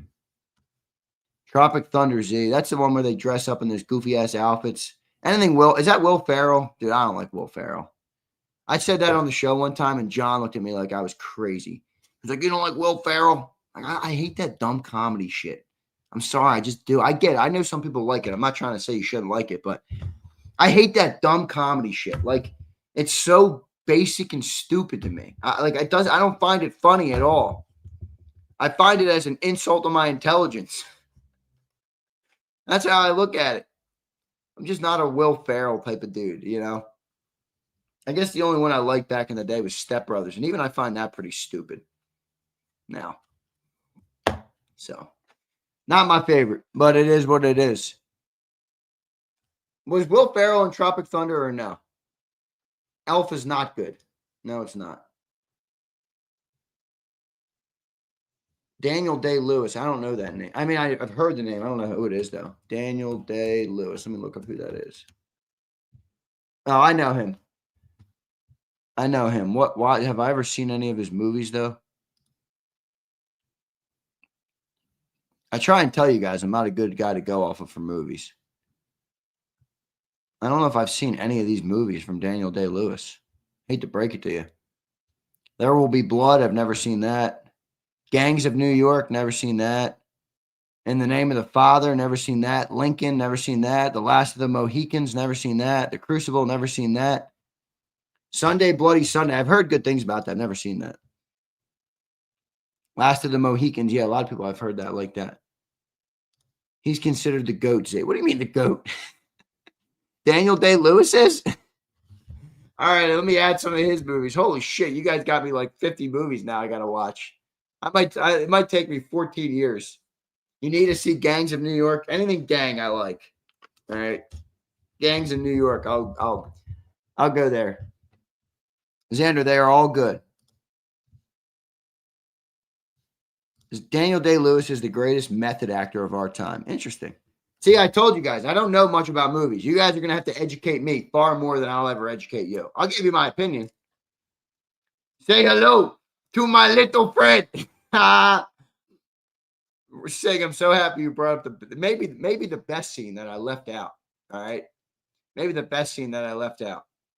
All I have in this world is my balls and my word. And I don't break them for nobody. Fucking banging scene. Banging scene. Banging scene. All right. All right. I'll have to add some of Daniel Day-Lewis to my list. I'll have to add some of them to my list. What's the best Daniel Day-Lewis movie? What is the best Daniel Day-Lewis movie? I can't believe I'm still talking about movies. This is crazy. Like 45 minutes, we're talking about movies. I can't believe it. I've never been a movie guy. You never thought I would even engage in this conversation with you. You never thought you would get this type of versatility from your boy Big Z. All right? You never thought you would get this type of versatility. All right? Don't box me in, baby. Don't put me in a box. Gorby says, in the name of the Father, there will be blood, Mohicans, gangs in New York. Gangs in New York, just name only, gets my attention the most. There Will Be Blood is the better movie, but Gangs in New York is more in your wheelhouse. Gary, you got a good grasp on movies. You're a movie guy, aren't you? Z, you like old gangster movies? Watch A Bronx Tale. I'll write that down. I like those city movies, city gangster movies. Those are dope. Motorscape says, I went to film school and I make movies for a living. Yep. You're amazing with the camera. I know that. All right, Bonehead. Fuck, Bonehead. There Will Be Blood is good, but prop too slow for me. Yeah, I'm on Xander. No, I'm going to watch one. I'm going to watch them. What's the first one I should watch? Boondock Saints? True Romance? What's the first one I should watch? I'll try and watch one tonight. Although there's football on tonight. I'm not going to watch a movie tonight. Fuck. That's what I mean. How do you guys watch movies? How do you watch movies? I don't understand. I work all day from 7 in the morning to about 9 or 10 o'clock at night, typically. Sometimes a little later, depending on what shit I got to do. If there's sports on, I'll turn on the Sixers game. Or if it's Philly season, I turn on a Phillies game.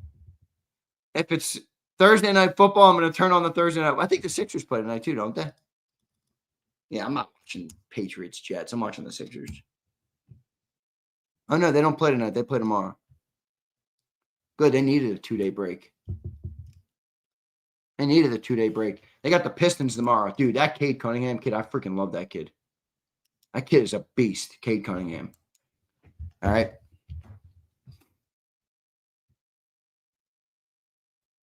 All right, who's giving me the first movie to watch? Boondock Saints will be the most fun. Xander, you should do a weekly Xander time talking about these movies you watch on the list and give an honest review. It's a good idea.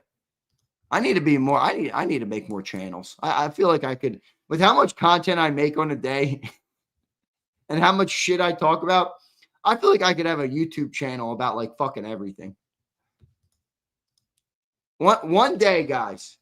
One day, with your help and your support, as you've given me so graciously, which I do appreciate it. One day, I'm going to have a team of people that can get all this production done for me and distribution done for me. And all I got to do is roll camera. And I will roll camera so many hours a day. I will produce more fucking content than anybody else does. One day, it's going to happen. I'm not there yet, though. I'm not there yet. I got to keep building. All right. I appreciate all your guys' support, man. It's a lot of fun talking with you guys. A lot of fun doing this. It really is.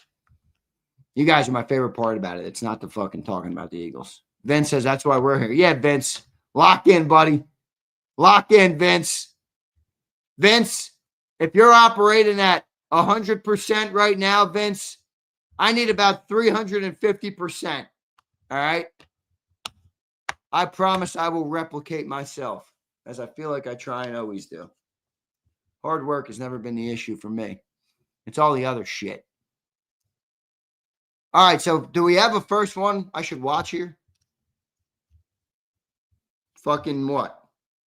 True Romance? No, what did we say? Boondock Saints? Dude, Catch, it's so funny you said this because I would love to do this. I would love to do this. And I'd be a good critic of cheesesteaks.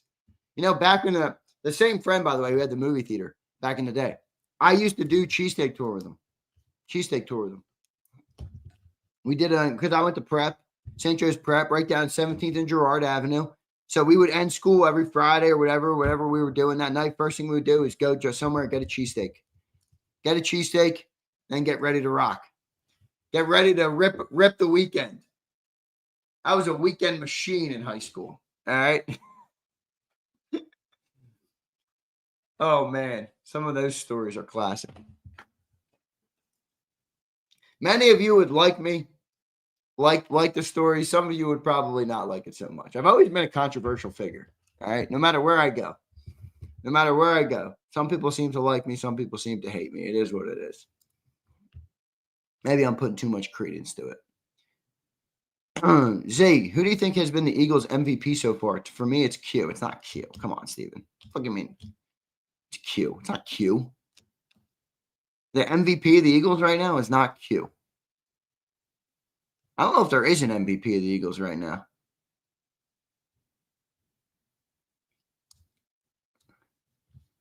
Zeal, Geno's. That's the first thing you hit?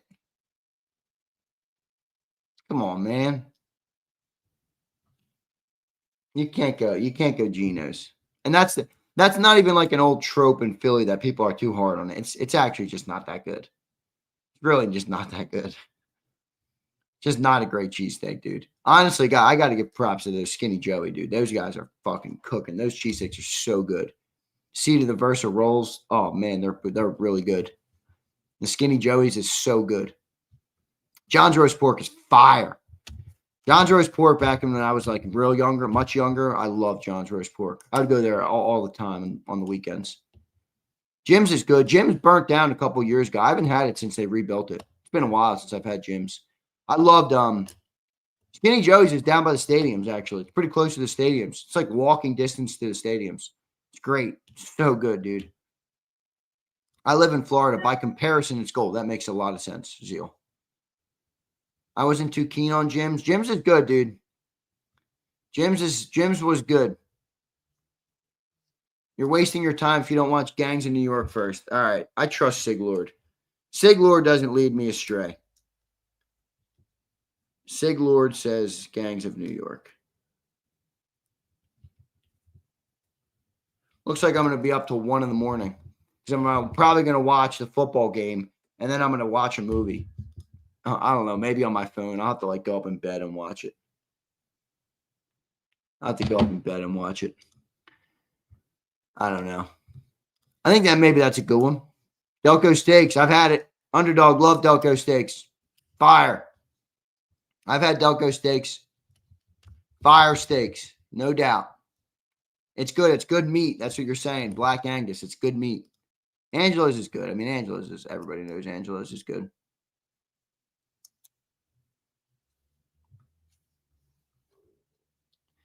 Bradley Cooper's cheesesteak place is good in New York City. Had it this summer. Never had it, so can't speak on it.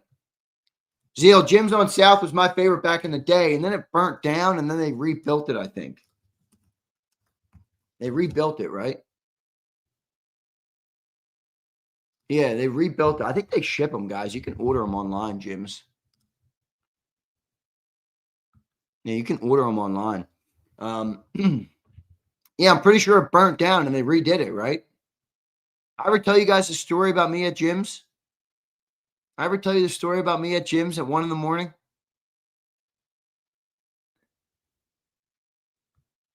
Did I ever tell you that story?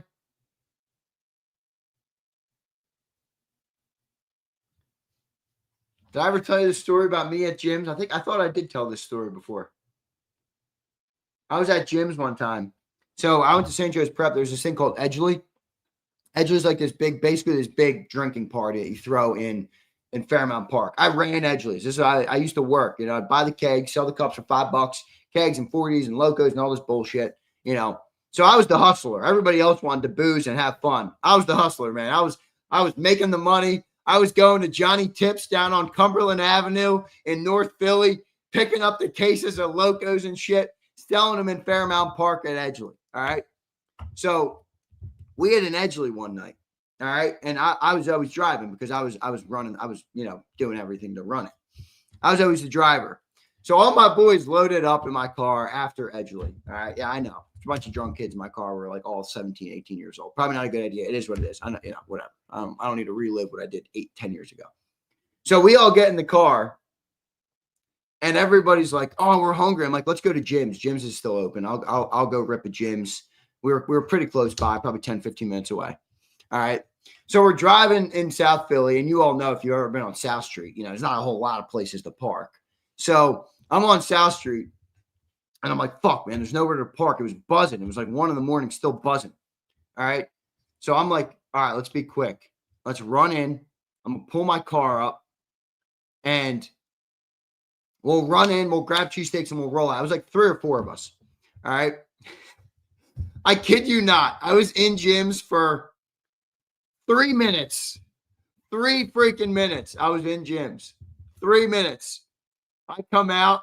Dude's got the wheels on the car, on the tow truck. I'm like, bro, I'll give you $100 because I just made all the money at Edgeley. I'm like, I'll give you a couple $100, whatever you want. No, not a ticket. He towed it. I'm like, please, just let me leave. Let me leave, please. He's like, nah, dude, it's already latched to the truck. I'm out of here. Drove right off with my car. I watched him drive off with it.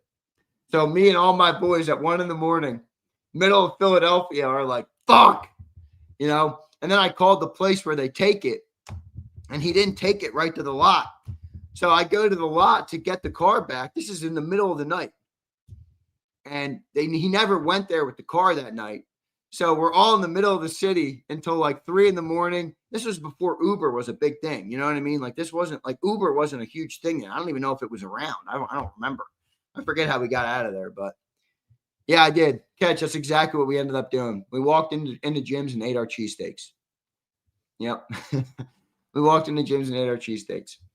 But yeah, the Subaru Outback that my grandmother passed down to me, all right, when she passed away. I ended up with my grandmother's Subaru Outback, and they towed that mother effer. I remember going there in the morning. I woke up at my buddy's house. I'm like, shit, now I got to go and fetch my car. So all the profit I made that night had to go to $225 of it had to go to the fucking tow service.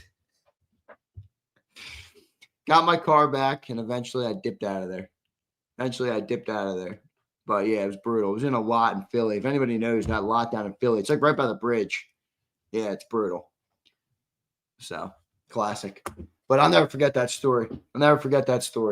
But all right, guys, love all you guys. I'll do a giveaway tomorrow. In fact, I'll do 2 tomorrow because I pushed the off. All right, I'll do a jersey tomorrow, and I'll do like JAKIB merch tomorrow.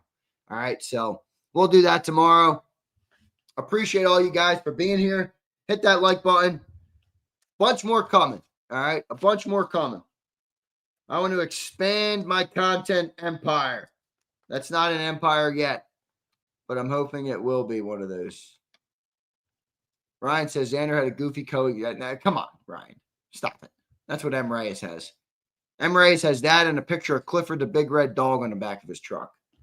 Because those are his role models. I mean, he literally said, I post a Scarface clip, and his take is, great role models, Z. Reyes, shut the fuck up. Say hello to my little friend. Shut up, Reyes. All right, I love all you guys. See you next time, everybody.